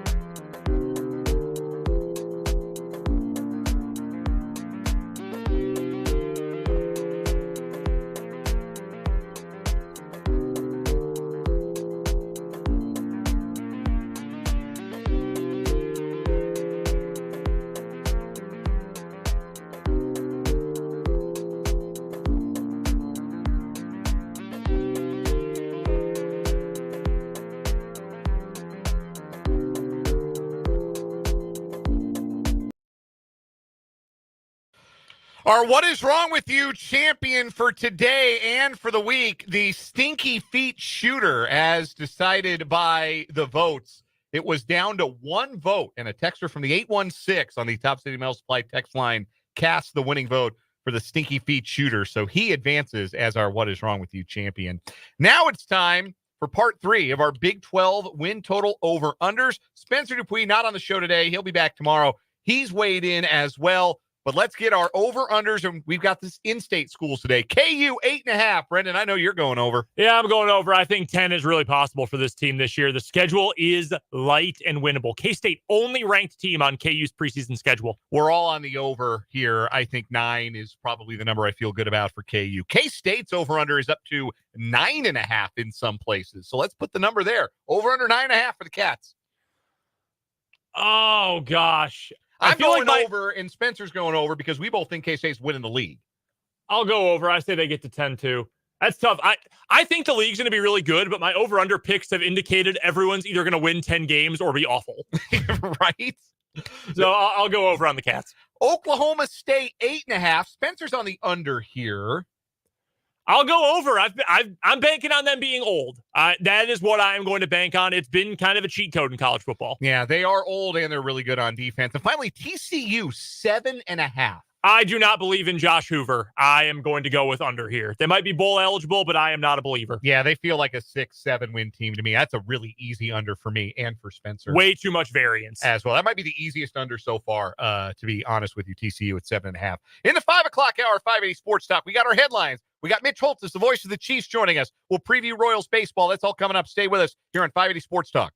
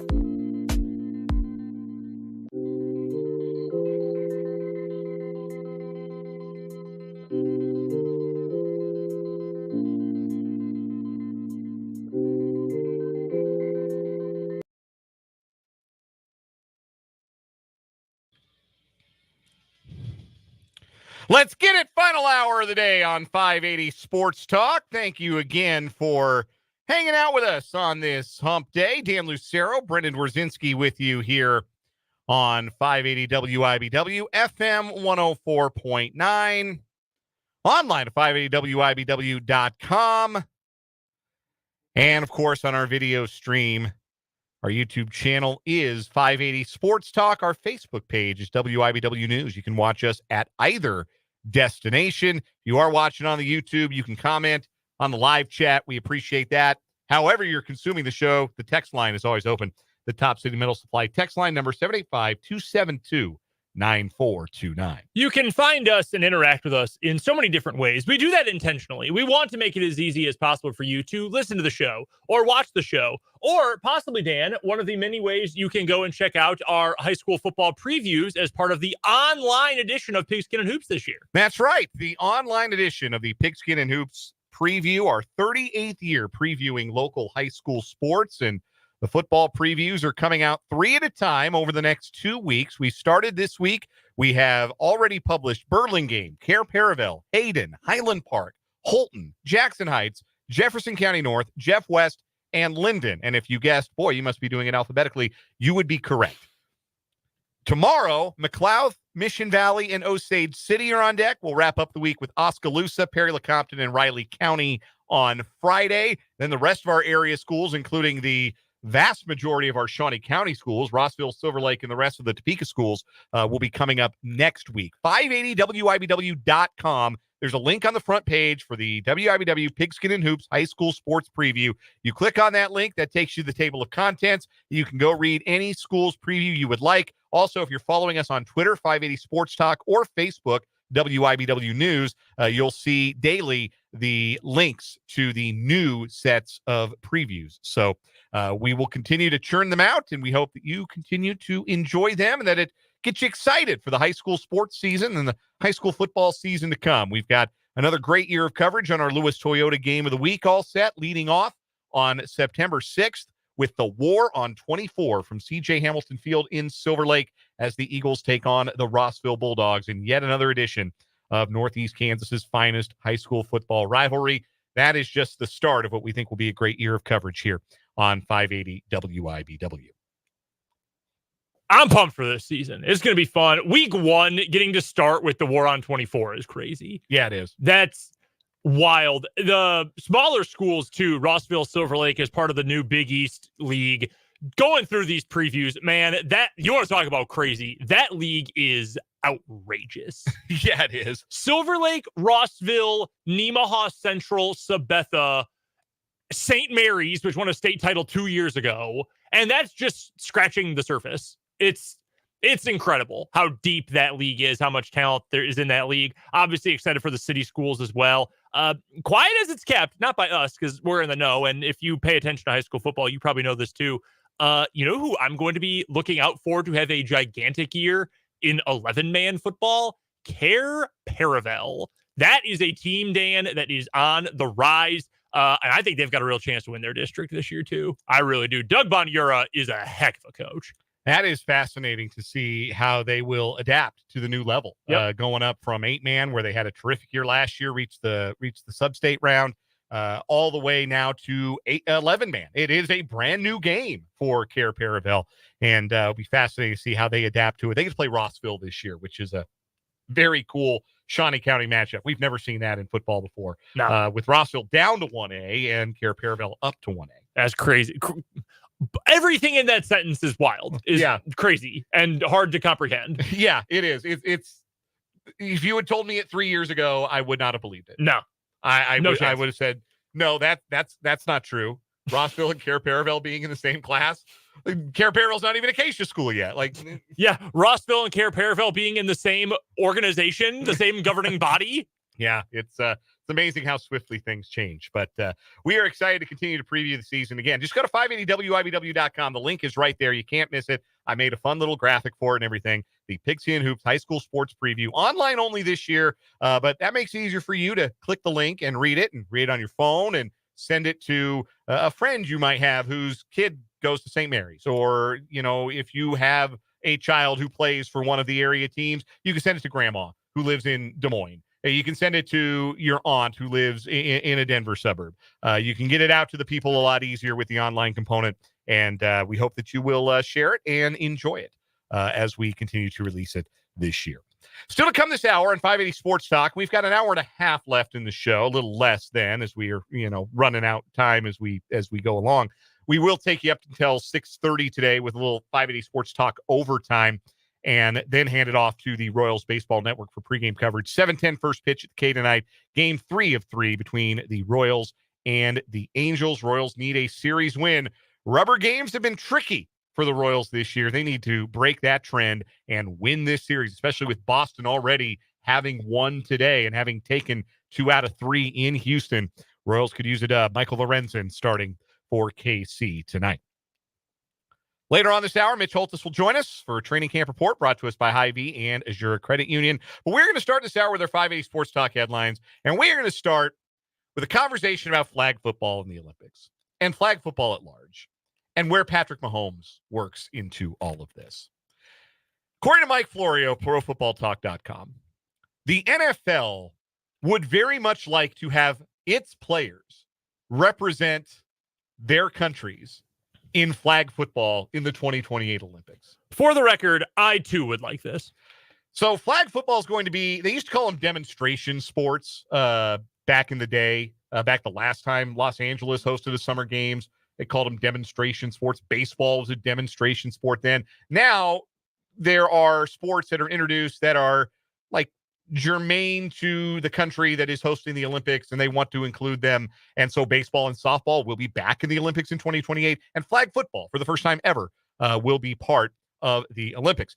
NFL executive vice president talked to reporters on a Monday conference call and said this: the amount of enthusiasm that we've seen among our players, or more broadly for flag football in 28, has been remarkable. Conversations are continuing to go on with the Players Association, with players themselves, but obviously the hope would be that players who want to participate in the Olympics and represent that country have that opportunity to do so. It is something that we are working on actively. Now, obviously, the Players Association is going to have a say here, and the NFL teams are certainly going to have a say, because like the last thing that any NFL team wants is to lose a wide receiver or running back or cornerback for the season because they tore an Achilles playing flag football in the Olympics. But obviously, other sports leagues have sent their pros to compete in the Olympics, most notably the NBA, but we've also seen it in the NHL for many years as well, though not currently, in Olympic hockey. So if there is a desire on all sides to make something work, then something will work out. The Olympics are July 14th to July 30th, so you don't miss a ton of training camp time. And also, there aren't a lot of NFL players who would qualify to represent other countries. I mean, it'd be some, but Canada would probably have an okay team. Nigeria, I think, could be You'd very get a lot of interesting. international pathway players. Yeah. Nigeria could be fascinating. Wales, perhaps, with Louis Rees-Zammit. I was thinking like American Samoa or Tonga. Yes. You got players of Samoan descent that might want to represent the home country, their home country, or maybe the home country of their parents or grandparents. You see that a lot in international competition. A couple players have Mexican heritage. Certainly. Or are Mexican citizens. And Mexico is like, when they have had international flag football competition, Mexico and Japan tend to both be pretty good. But a dream team of NFL stars playing flag football in the Olympics is almost too cool to imagine, unless you are Darrell Doucette, who is the current quarterback of the United States flag football team. And he says it's disrespectful to assume that NFL players would just show up and take spots on the national team. His quote: "They didn't help grow this game to get to the Olympics. Give the guys who helped get this game to where it is their respect. We just don't think they're going to be able to walk on the field and make the Olympic team because of the name, right? They still have to go out there and compete." Let me tell you, that competition is going to be what it looked like when Mr. Burns brought in all the ringers to play for the power plant softball team. Try out, and they all made the team, and Homer Simpson didn't make the team, even with his Wonder Bat. So here's a question for you. Do you know where Darrell Doucette played college football? I do not know. Yes, because he played for a club team at a school that doesn't have a football program. Oh. He played club football at Xavier. Hey, I'm not knocking it. The United States flag football has been very successful on an international level. I'm sure he's a very good flag football quarterback. No. What he is most certainly not, is Patrick Mahomes. And yet, in an interview with TMZ Sports, this is what Daryl Doucette said. Can I have audio, please? We've got your audio. At the end of the day, I feel like I'm better than Patrick Mahomes because of my IQ of the game. I know he's right now the best in the league. I know he's more accurate. I know he has all these intangibles. But when it comes to flag football, I feel like I know more than him. So there you have it. Daryl Doucette says, I'm better than Patrick Mahomes. There was a response today on the social media network Twitter from Twitter user @PatrickMahomes, who tweeted the famous gif of 50 Cent saying, "What'd he say bleep me for?" So, I brought him up 2 days in a row on the show. Jake should be paying me. We've heard the story from our former coworker, though, Dan, Jake LeBon, from when he was in college and playing at Washburn, and they played West Texas A&M while he was in school. You ever heard this story? I think so. When the quarterbacks coach at West Texas A&M happened to be Ryan Leaf. Yes, I do. Yeah, I've heard the story. Yeah. Ryan Leaf is either the biggest or second biggest bust in the history of the NFL draft next to Jamarcus Russell. And still, every single practice pass that he threw as a coach had Jake and his teammates open up their mouth for their jaw to hit the floor going, oh my God, that's what it looks like when an NFL quarterback throws the ball. Daryl Doucette would pass out if he stood next to Patrick Mahomes as he threw a pass. I'm watching right now a video posted 6 years ago by the official NFL YouTube account called Mike Vick 2.0, Daryl Doucette's epic flag football performance. It's 2 minutes long, and the first pass, he throws every ounce of his body weight into the throw. I get his thought that, hey, I want you to come prove it. Because you know what? Fine. Make him go prove it. You earned your spot somehow on the international flag football team. You deserve that, Daryl Doucette. Make them try out. Here's the reality of the situation. You will be cut before you can say the word pass. It would be just like that Simpsons episode if they all tried out. Daryl Doucette walks up to like Justin Jefferson. Did I make the team? And Justin Jefferson goes, yes. And Daryl Doucette goes, all right. He says, wait a minute. Are you Patrick Mahomes? No. Oh, sorry. Like, dude, come on. Let's be real. Daryl Doucette is 5'7". Man, go get Patrick Mahomes some water or something. For real, though. All right, real quick. You get 6 players on your flag football offense. Someone has to be a center. Who are you taking? I have to have a center. Are centers eligible? I don't know. Not on this play that I have watched. I don't know. I don't think center's eligible. I don't believe in so. Flag football. I think you have offensive line. Center not eligible. They just have to be like big and nimble. Yeah, I'd take Creed Humphrey. Fine. I'll take Creed Humphrey. I'll take the best center in football. You're not getting around him. This dude is throwing ducks, man. Come on. I'll take Mahomes. I'll take I need guys who can do everything. I'll take like Jahmyr Gibbs. Oh, that's a good one. I'll take Justin Jefferson. I'll take the fastest guy. I'll take Tyreek. And I need one more. I'll take like Saquon Barkley. Jahmyr Gibbs is a really good pick. I wouldn't have thought of that one. That's a great pick. Mahomes is my quarterback. Creed at center is fine. Justin Jefferson for sure. It's 4 years. I don't know what Tyreek Hill is going to be like in 4 years. Point. I'm answering right now. If I'm looking ahead, I want a dunk artist. I want someone who is going to embarrass the 5'9" defensive backs that Germany is throwing out. Like, give me T. Higgins. I want him to dunk on everyone. Just little lob it up, and he's just going to take it away from someone. That's what I want. Patrick Mahomes just dropping fades into the bucket for 6'3" wide receivers over like 5'8" dock workers from Czechia. Yes, absolutely. 100% what I want from this. Real quick, another headline here involving a Kansas City Chief. Remember all those times I told you that if you're sick of Travis Kelce and his brother Jason, you got to get over it? Again, if you're sick of them, you got to get over it. Travis Kelce is going to be everywhere in the near future. We already know he is going to be the host of Are You Smarter Than a Celebrity on Amazon Prime Video. We know he is going to be in Grotesquerie. Is that what it's called? Mm-hmm. Which is going to air on FX, directed by Ryan Murphy. That looks creepy as hell, by the way. Like, I don't know if I can stomach that show. Big time. He has also been cast in the action comedy movie Loose Cannons from the Lionsgate company, produced by the guy who produced John Wick. He is also going to have a featured role in the upcoming sequel to Happy Gilmore. Which, A, I did not know that was happening. B, of course he is. I guess Travis Kelce publicly said, I want to be in a sequel to this. So when Adam Sandler was a guest on The Tonight Show this week, Jimmy Fallon asked him, like, I heard Travis Kelce wants to be a part of this. And Adam Sandler was like, oh, yeah. Yeah, he's part of it. We've talked. He's in. And the crowd went nuts.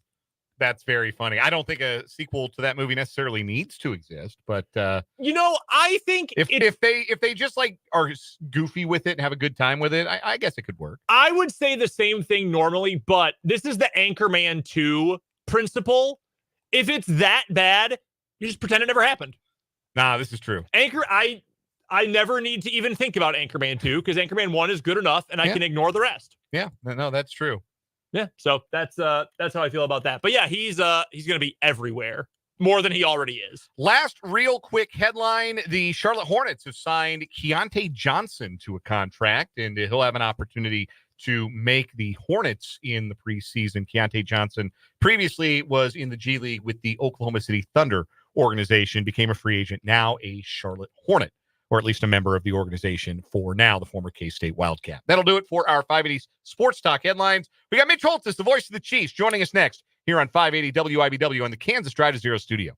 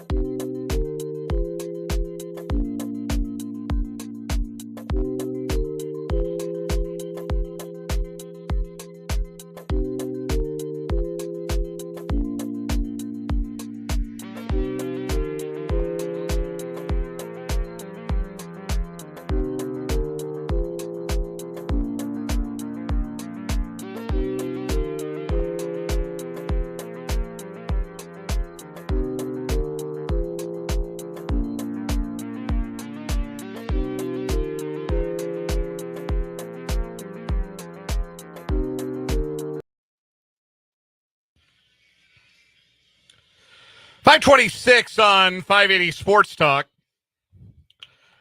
We are out to the voice of the Chiefs, Mitch Holthus. He'll join us shortly for another training camp report brought to us by Hy-Vee and by Azura Credit Union. Contact Crystal Rippey, Kirsten McCall, or Kristen Ambergy about the credit union advantage in getting your first or next home loan. We're going to hear from Mitch shortly here as soon as we are able to connect with him. And today we are going to chat about the tight end out of TCU, Jared Wiley, and the camp that he has had to date. And we now welcome in the voice of the Kansas City Chiefs, Mitch Holthus. And Mitch, our focus today, Jared Wiley, the 4th-round pick out of TCU. And I'll tell you this, I remember watching Wiley some last year in the Big 12, and then getting to see some of his highlights when he was drafted. There were some plays, particularly when he was making plays in the open field, where it was unmistakable to watch him and say, oh, man, that looks a lot like a certain number 87 who has ruled the tight end position for the Chiefs. And it's a lot to put next to Travis Kelce on a guy, but there are undeniably some similarities. No question. And I think that he's probably the best Kelce complement potentially that Kelce's had in his 12 years as a Kansas City Chiefs tight end, meaning Kelce gets so much double teaming and they bite him and pinch him and pull him down and grab him by the neck and he gets held. And I mean, Wiley gives a chance to relieve some of that pressure along with the deep passing game. But where I'm really excited about Jared Wiley is what Chris Kleiman told me when we drafted him. And that is that guy is a monster in the red zone. He said when K-State was playing TCU, he goes, we really didn't have an answer for him in the red zone. We just had to hope that, we could somehow mitigate him. Because Jared Wiley last year, you guys, led all FBS tight ends in red zone touchdowns with 5. That's a bunch. Out of his 8 total tight ends, 8 total touchdowns, he had 5 in the red zone. And I saw it happen in training camp. There's a lot to be a tight end in Andy Reid's offense. You get no vacations. There's no shortcuts. You're not going to be, you're a tight end and then you're playing in the slot all the time, running the route tree.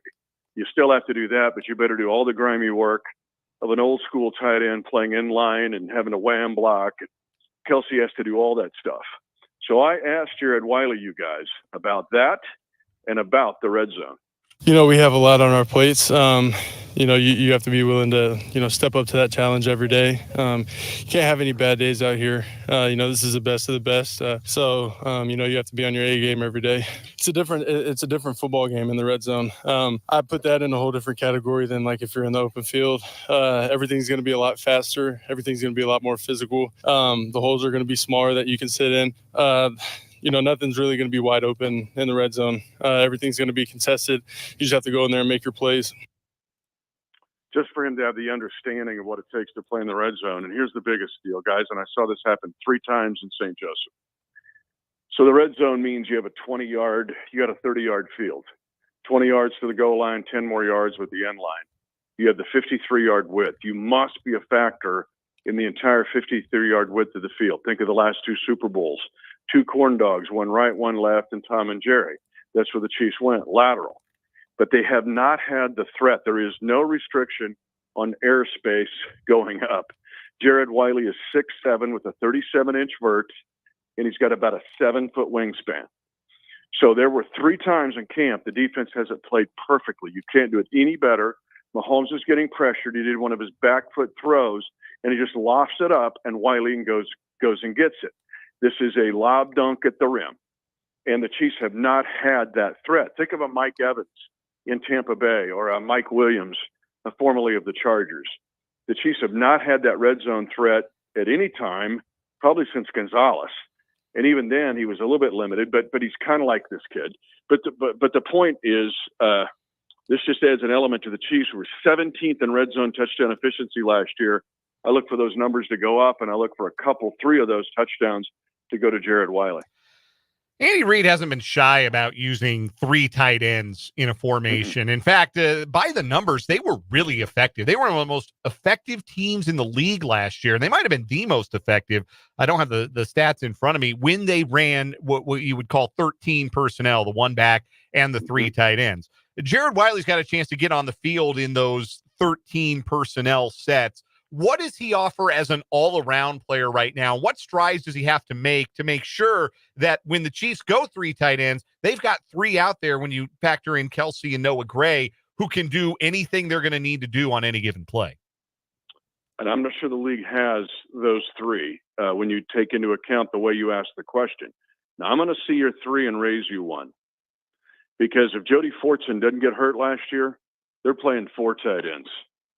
And don't go to sleep on that. And it's a big thing tomorrow. I'm going to give you guys a lowdown, a checklist, and that'll be one of them is, do you keep 4 tight ends? Because Irv Smith Jr. is in this same discussion. He has been really good at training camp. You can see he's a veteran. He would fit right in. And so maybe you keep 2/3 running backs. I don't know what you do at wide receiver, but you can keep 7 wide receivers, 3 running backs, and 4 tight ends. You're going to rob one guy off the defense. But the point is, the Chiefs can play 4 tight ends. There's and the skill set that you've alluded to, if it's Irv Smith as the 4th tight end, all 4 of those guys have the skill set to do exactly the way you phrased it best. Do whatever you want. And that means including throw the ball, and that means throwing the ball down the field. Mitch Holthus is our guest here on 580 Sports Talk, joining Brendan and Dan for our daily Chiefs training camp report, brought to you by Hy-Vee and Azura Credit Union. We do it every day during training camp in the lead up to the regular season. And to just add on and get one clarifying question in here, Mitch, when we talk about all the different things that these guys can do, how effective do you think Wiley can be? And do the Chiefs think he can be effective doing some work out of the backfield as well? Because while Kelce has not done a whole lot of that, especially in recent years, we know that Blake Bell had been on this team for many years. He did a lot of stuff out of the backfield. We've seen Noah Gray start in the backfield almost in a fullback spot before. Not as a true fullback, of course, but do you think we might see Wiley get some run starting in the backfield on some downs? You could, and again, all 4 of those guys can do the H-back role, which that's really the way that, it's phrased, I think, in football now at all levels, is a tight end / fullback hybrid, so the H position. And yes, you can, either motioning there or starting there. But that means, and Wiley, here's where he needs to improve, in my opinion, is just in his raw blocking. Kelce's improved so much the last 5 years in his blocking, and it's really underrated what he's done. Now, is he going to give you a clinic on how to block? Well, not necessarily. He's not Jason Dunn of the old days of Priest Holmes, running behind the best offensive line ever, maybe, and then a great blocking tight end in Jason Dunn. But Kelce's really improved, and I mean in his run blocking, the wham block, the counter block. He's got to, block down. He's got a drive block. And so if I haven't seen that yet from Wiley, but he's going to have to do it, because go back to my initial statement. If you're a tight end in Andy Reid's offense, you are required to do that, son. You do not get off the hook on being able to block. You better put that in your file folder, because you're going to need that too in this offense. What about the run game in particular, Mitch, makes it so imperative that tight ends be able to block? Because some teams, Miami is a team that runs the ball really well, but Mike McDaniel doesn't ask a lot of his tight ends in terms of blocking, or, he has different things to them, for example. What is it about what Andy Reid does with this running game, and Matt Nagy too, with this running game, that makes it so imperative that the tight ends have to be willing and able blockers? You must be unpredictable. I will tell you, and I see the team all year long, there are times, depending on, I can't tell you what they're going to do out of any formation. And I see them practice it, but there's so many things they can do off of that single formation. You cannot be predictable. And I think that that's kind of a different answer than you're probably looking for, but that's a big part of this. You run pass patterns out of 4 tight ends when they think you're just going to jam the ball at them. Or you spread them out, and a tight end is one of the spread, and he's got to be able to make a down angle block either on a linebacker or defensive end. Because are the Chiefs a zone team? Are they a stretch team? Yes. Are they run leads and counters and power O's? Yes. They do all of that. Everything is in their repertoire. That makes this. That's why the iPad has 800 plus plays. So as a tight end, I've got to run a lead many times. If we're going to run a lead ISO, I'm going to have to motion down and block that linebacker on an ISO play, or I've got to block a defensive lineman. Or if we're going to run a bubble or tunnel screen, I better seal block the guy on the outside so that we have an alley to run that thing. And so you catch my drift here. A tight end has to do everything, much like the wide receivers have to learn all of the wide receiver positions. This offense isn't for everybody, but if you jump in here and dig into coach's offense, you'll have a better career than you ever thought you would have. But it's also why guys can thrive here and not do anything when they go someplace else. So that's what's on Jared Wiley's plate. That's where it started. He goes, man, they're asking a lot of us here. So more than TCU asked of him, obviously. But you want to be unpredictable, and the Chiefs are certainly that. How rewarding is it, I guess is the way I would put it, to see Travis Kelce as mentor at this stage in his career? Because Kelce was definitely a guy when he came into the league that needed some veteran mentoring himself. He had some rough edges that needed to be sanded down a little bit, I think would be one way to put it. And he has over the years. He is now in the not quite elder statesman, but maybe in a way he is in that stage of his career as he continues on his glide path to Canton in the Hall of Fame. Well, how rewarding is it to see him now at a stage in his career where there's a rookie tight end who has some physical similarities, has some play style similarities, and now he gets to learn from a guy like Travis Kelce, who's made all the mistakes and also won everything there is to win, and now gets to be a mentor at this stage? But Kelce embraces it.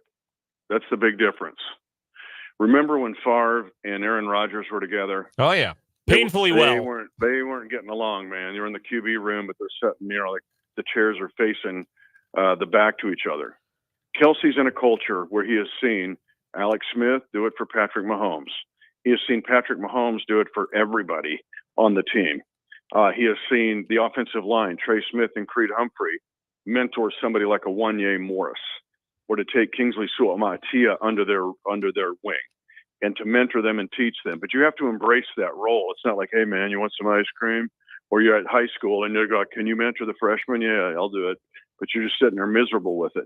Not Kels. He loves it. And he loves the tight end room. He loves Coach Melvin.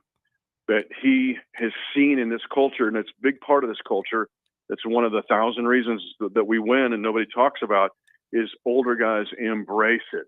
They want to teach the younger guys how to play, and that's a big difference in doing it begrudgingly, or where the owner, the coach, or the coordinator asks you to do it.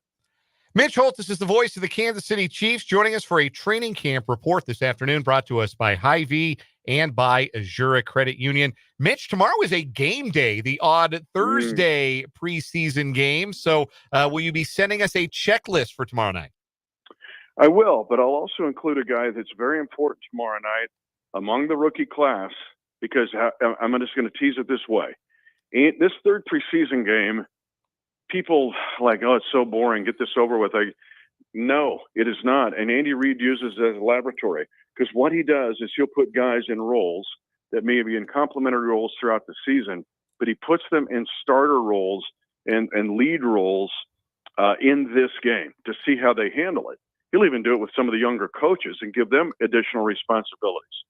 So tomorrow night, I'm going to give you the checklist and the player on defense that fits this. Hey, you're going to be a starter in this game. Act like you're a third-year veteran, because we may even give you the green dots, because you're going to have to do some, play calling and run part of this defense. I'll jump into that tomorrow night. Fascinated to hear about it, Mitch. We always enjoy the time. We'll hear from you tomorrow. You got it, man. Thank you very much. That is Mitch Holthus, the voice of the Chiefs. Again, tomorrow night, Chiefs, Bears, preseason finale at Arrowhead Stadium. It is a 7:20 kickoff, so it's just like a Sunday night football or Thursday night football kickoff, which means pregame coverage will start at 6 o'clock, and that'll be right here on 580 WIBW. With the Royals off tomorrow, the Chiefs will be right here on the Sports Voice of Kansas, 580 WIBW, pregame at 6, and the kickoff from Arrowhead at 7:20. Step aside for a timeout. When we come back, we'll preview tonight's Royals-Angels game and continue to wind down this Wednesday edition of 580 Sports Talk from the Kansas Drive to Zero studio.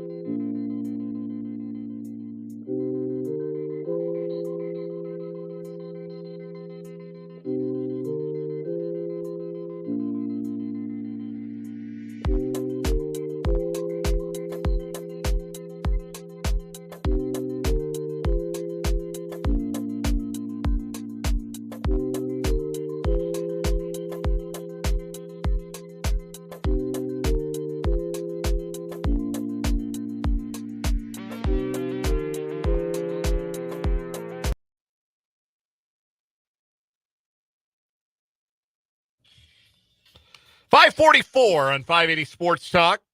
Rounding third and heading for home on this Wednesday. A reminder, tomorrow, 580 Sports Talk is on location at Firekeeper Golf Course. Brendan and I will be out at just a fabulous course up there in Mayetta, across from the Prairie Band Casino and Resort. So if you're on your way up to Prairie Band, maybe going to hit up the sports book, get some bets down for the open of college football season, stop by and see us at the golf course. Maybe make a tee time while you're up there. Maybe you've already made a tee time. Maybe you're playing tomorrow afternoon. Stop by the clubhouse and say hello while you're up there. We always appreciate seeing our fellow listeners. Firekeeper Golf Course, that's where we'll be tomorrow from 3 until 6 on tomorrow's edition of 580 Sports Talk. And no overtime tomorrow. We'll go right into Chiefs pregame. Chiefs and Bears final preseason game. And Mitch has sold me because I am the third preseason game is a waste of time guy. Mm-hmm. But Andy Reid, and this is to Andy Reid's eternal credit, he is never going to waste a rep. He is never going to waste a day, and he is never going to waste a game. You don't get to where he has been in the coaching profession if you're just going to blow it off. So there will be some interesting things to watch, and Mitch Holthus is going to be our guide on tomorrow's edition of 580 Sports Talk. Yeah, I'm excited for. I mean, it's football. It's one last glimmer of fake football before real football, and that's belittling to the point. But I'm interested to see what Mitch has to say, and you know what. Away from the ball, what should we be keeping our eyes on? I did want to ask you real quick about Jared Wiley, though, because I like the idea of Wiley. In fact, I like him more now than I did even when the draft pick came in back in April. Are you at all concerned, though, about his year one impact, considering that other than today's training camp report, we have not heard anything about Jared Wiley, like all of camp? We did during OTAs. We heard, in fact, Matt Derrick was telling us during OTAs and minicamp, hey, Jared Wiley looks pretty good. He has been, or the talk about him has been radio silent since they got to St. Joe. So I do think we're going to see a lot of him tomorrow. Okay. I have a feeling. I just have a gut feeling that he's going to get some reps and he's going to get some routes and some opportunity to catch some passes from, even if it's not even Carson Wentz. I have no idea who we're going to see at quarterback predominantly. It might be a whole lot of Chris Oladokun, and that's fine. If that's the direction that Andy Reid, Matt Nagy want to go. But I do think we're going to see a lot of him tomorrow. I do wonder if his impact is going to be blunted and limited to just the red zone stuff that we talked about, because his size alone should make him a weapon in the red zone. Some of it is he is tight end number 3, and that's different from being, even wide receiver number 4 or 5. It's a little bit different. So I don't know that I would say I'm alarmed or bothered or anything like that. It would be great to, more news is good news when you're talking about a player in training camp. Like, the more you hear, the better it is. But I wouldn't say that, oh man, I haven't heard anything about Jared Wiley and now I'm worried. I wouldn't say I'm there necessarily. Fair. Although the other point is sometimes it is better to not be talked about all that much. You remember who was talked about a ton last year during camp? A potential number 1 wide receiver for the offense who was getting hype throughout camp, and it turned out he was awful all year. Certain Kadarius Toney. Yes. Yeah. Sometimes it's better to be under the radar. Yeah. And the nice thing for Wiley is he doesn't have to be great this year, because if they do end up taking 4 tight ends and it just takes a year for him to kind of get it, Irv Smith can be tight end 3. He's not my favorite player on the roster, but he can be a 3rd tight end. You've got a Hall of Famer and a very capable backup as numbers 1 and 2. There's not I don't think a ton of pressure on him to be great right away, which is a pretty good spot to be in for a 4th round pick. Yeah, I would agree with that. I think that's a fair assessment. Royals baseball tonight, finale of their series against the Los Angeles Angels. The Royals already won the season series over the Angels. They've got 4 wins to 2 with 1 game remaining, but you really want to win this series, especially because Boston has already won today. The Red Sox beating the Astros 4-1 in Houston. So the standings as they currently sit right now, Baltimore and New York are in a virtual tie atop the American League. Baltimore has 1 more win and 1 more loss than the Yankees right now. Baltimore lost in walk-off fashion today to the New York Mets. So Baltimore at 74-54, the Yankees at 73-53 entering their game tonight. So it is a virtual tie there at 3.5 games ahead, or 3 games ahead of the Royals and the Twins, who are tied with identical 70 and 56 records for the second and third wild card. Both teams also 3.5 games behind Cleveland, who beat the Yankees in a really weird game tonight. At one point, the Guardians last night were 2 for 19 with runners in scoring position, and they won the game. That is so many at-bats with runners in scoring position. Even for 12 innings, that is a lot. Yeah. And they did. They ended up winning the game 9-5 in a game that going into the 12th, the score was 3-3, and the final was 9-5. Like, the math barely even works out that you could get 19 at bats with runners in scoring position with that few number of hits in a 12-inning game. Yeah, it was a weird one last night, but Cleveland did win it. So Cleveland, New York play later tonight. Royals could stand a bounce back, no question about that, after their 9-5 loss last night. It's Michael Lorenzen on the mound tonight. We talked a little bit about this on Monday, that Lorenzen is using a completely different pitch mix now than he was when he was with Texas. And it will be fascinating to see how that continues, the deployment of different shaped breaking balls, essentially more of a sweeper, more of a slider, a little bit, or more of a curve, a little bit less of the slider, lot less fastballs with 2-strike counts, which is like that in modern baseball. Nobody's throwing fastball in 2-strike counts.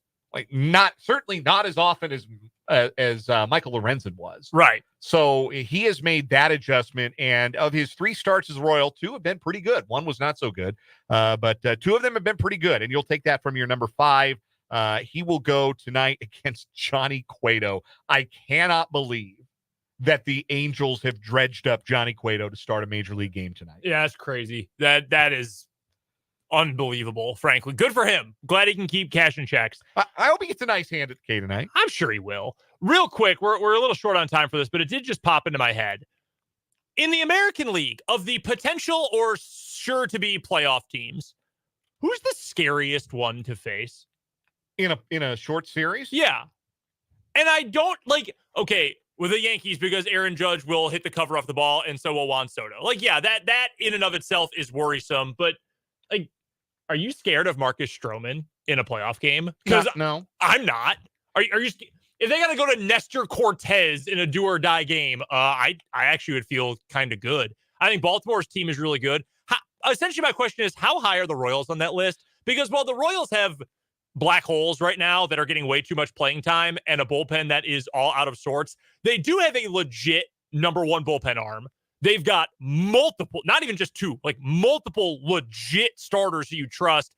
And they have one of the 2 best players in the game. Plus a run batting in big man at a corner, a catcher who can slug. The Royals might be in the top half of that list, even with all those concerns offensively. So, what was a big advantage for Texas and Arizona in their runs to the World Series last year? The fact that they had starting pitchers who could give them length. And right now, the Royals are the one team that maybe has that in the American League. Like, Baltimore's got 5 starting pitchers on the injured list right now. Yikes. The Yankees just put Luis Gil, who's been their best starting pitcher this year. Oh, yeah. They just put him on the 15-day injured list today. Boston, I do not think has that. Respect to Tanner Houck and Cutter Crawford. But like those guys are not like, veterans of the playoff process necessarily. Houston just got Justin Verlander back today. He got beat, but they got him back today. Yeah. He's obviously proven in that spot, but Kansas City in a short series is so fascinating, those best of 3 wild card series, because they can get a little bit of depth from their starting pitching, and that gives you an edge, maybe even more so in a best of 5 or a best of 7. But I think in a best of 3, that makes them a tough out too. I mean, best of 3, you're going Reagans, Lugo, Singer. Singer's probably earned it at this point. But even if you wanted to go Waka there instead, I don't think anyone's got a 1, 2, 3 better than that in the playoffs. And if you're going 4, 5-game series, there's going to be an off day in there. Reagans, Lugo, Singer, Waka, those last 2 in some order. Day off, you can go back to Reagans. Right. Right, you can go 4-man in the playoffs. Yeah. Nobody is doing that. No. So they're high on the list for me. I would still say, the Yankees just because of the lineup strength, top to bottom, and ball go far, team go far, especially in October. But Kansas City starting pitching is an advantage for them when they get to postseason baseball, if indeed they do. We got to take one more break. Come back with a final word after this on 580 Sports Talk.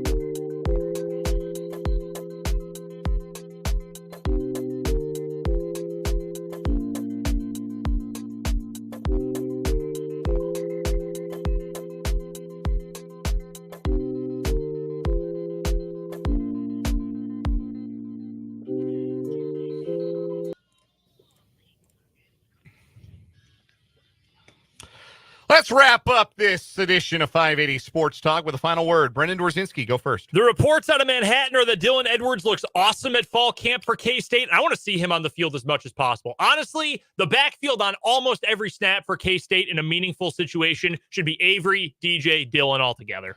Rashee Rice has been overlooked this preseason, and I think that is a mistake. I think that he is going to be the best Chiefs wide receiver this year and has a very real chance at his first Pro Bowl. That's going to do it for 580 Sports Talk. We got some overtime ahead of Royals Baseball Network coverage at 6:30. We're at Firekeeper Golf Course from 3 to 6 tomorrow. For Brendan, I'm Dan. See ya.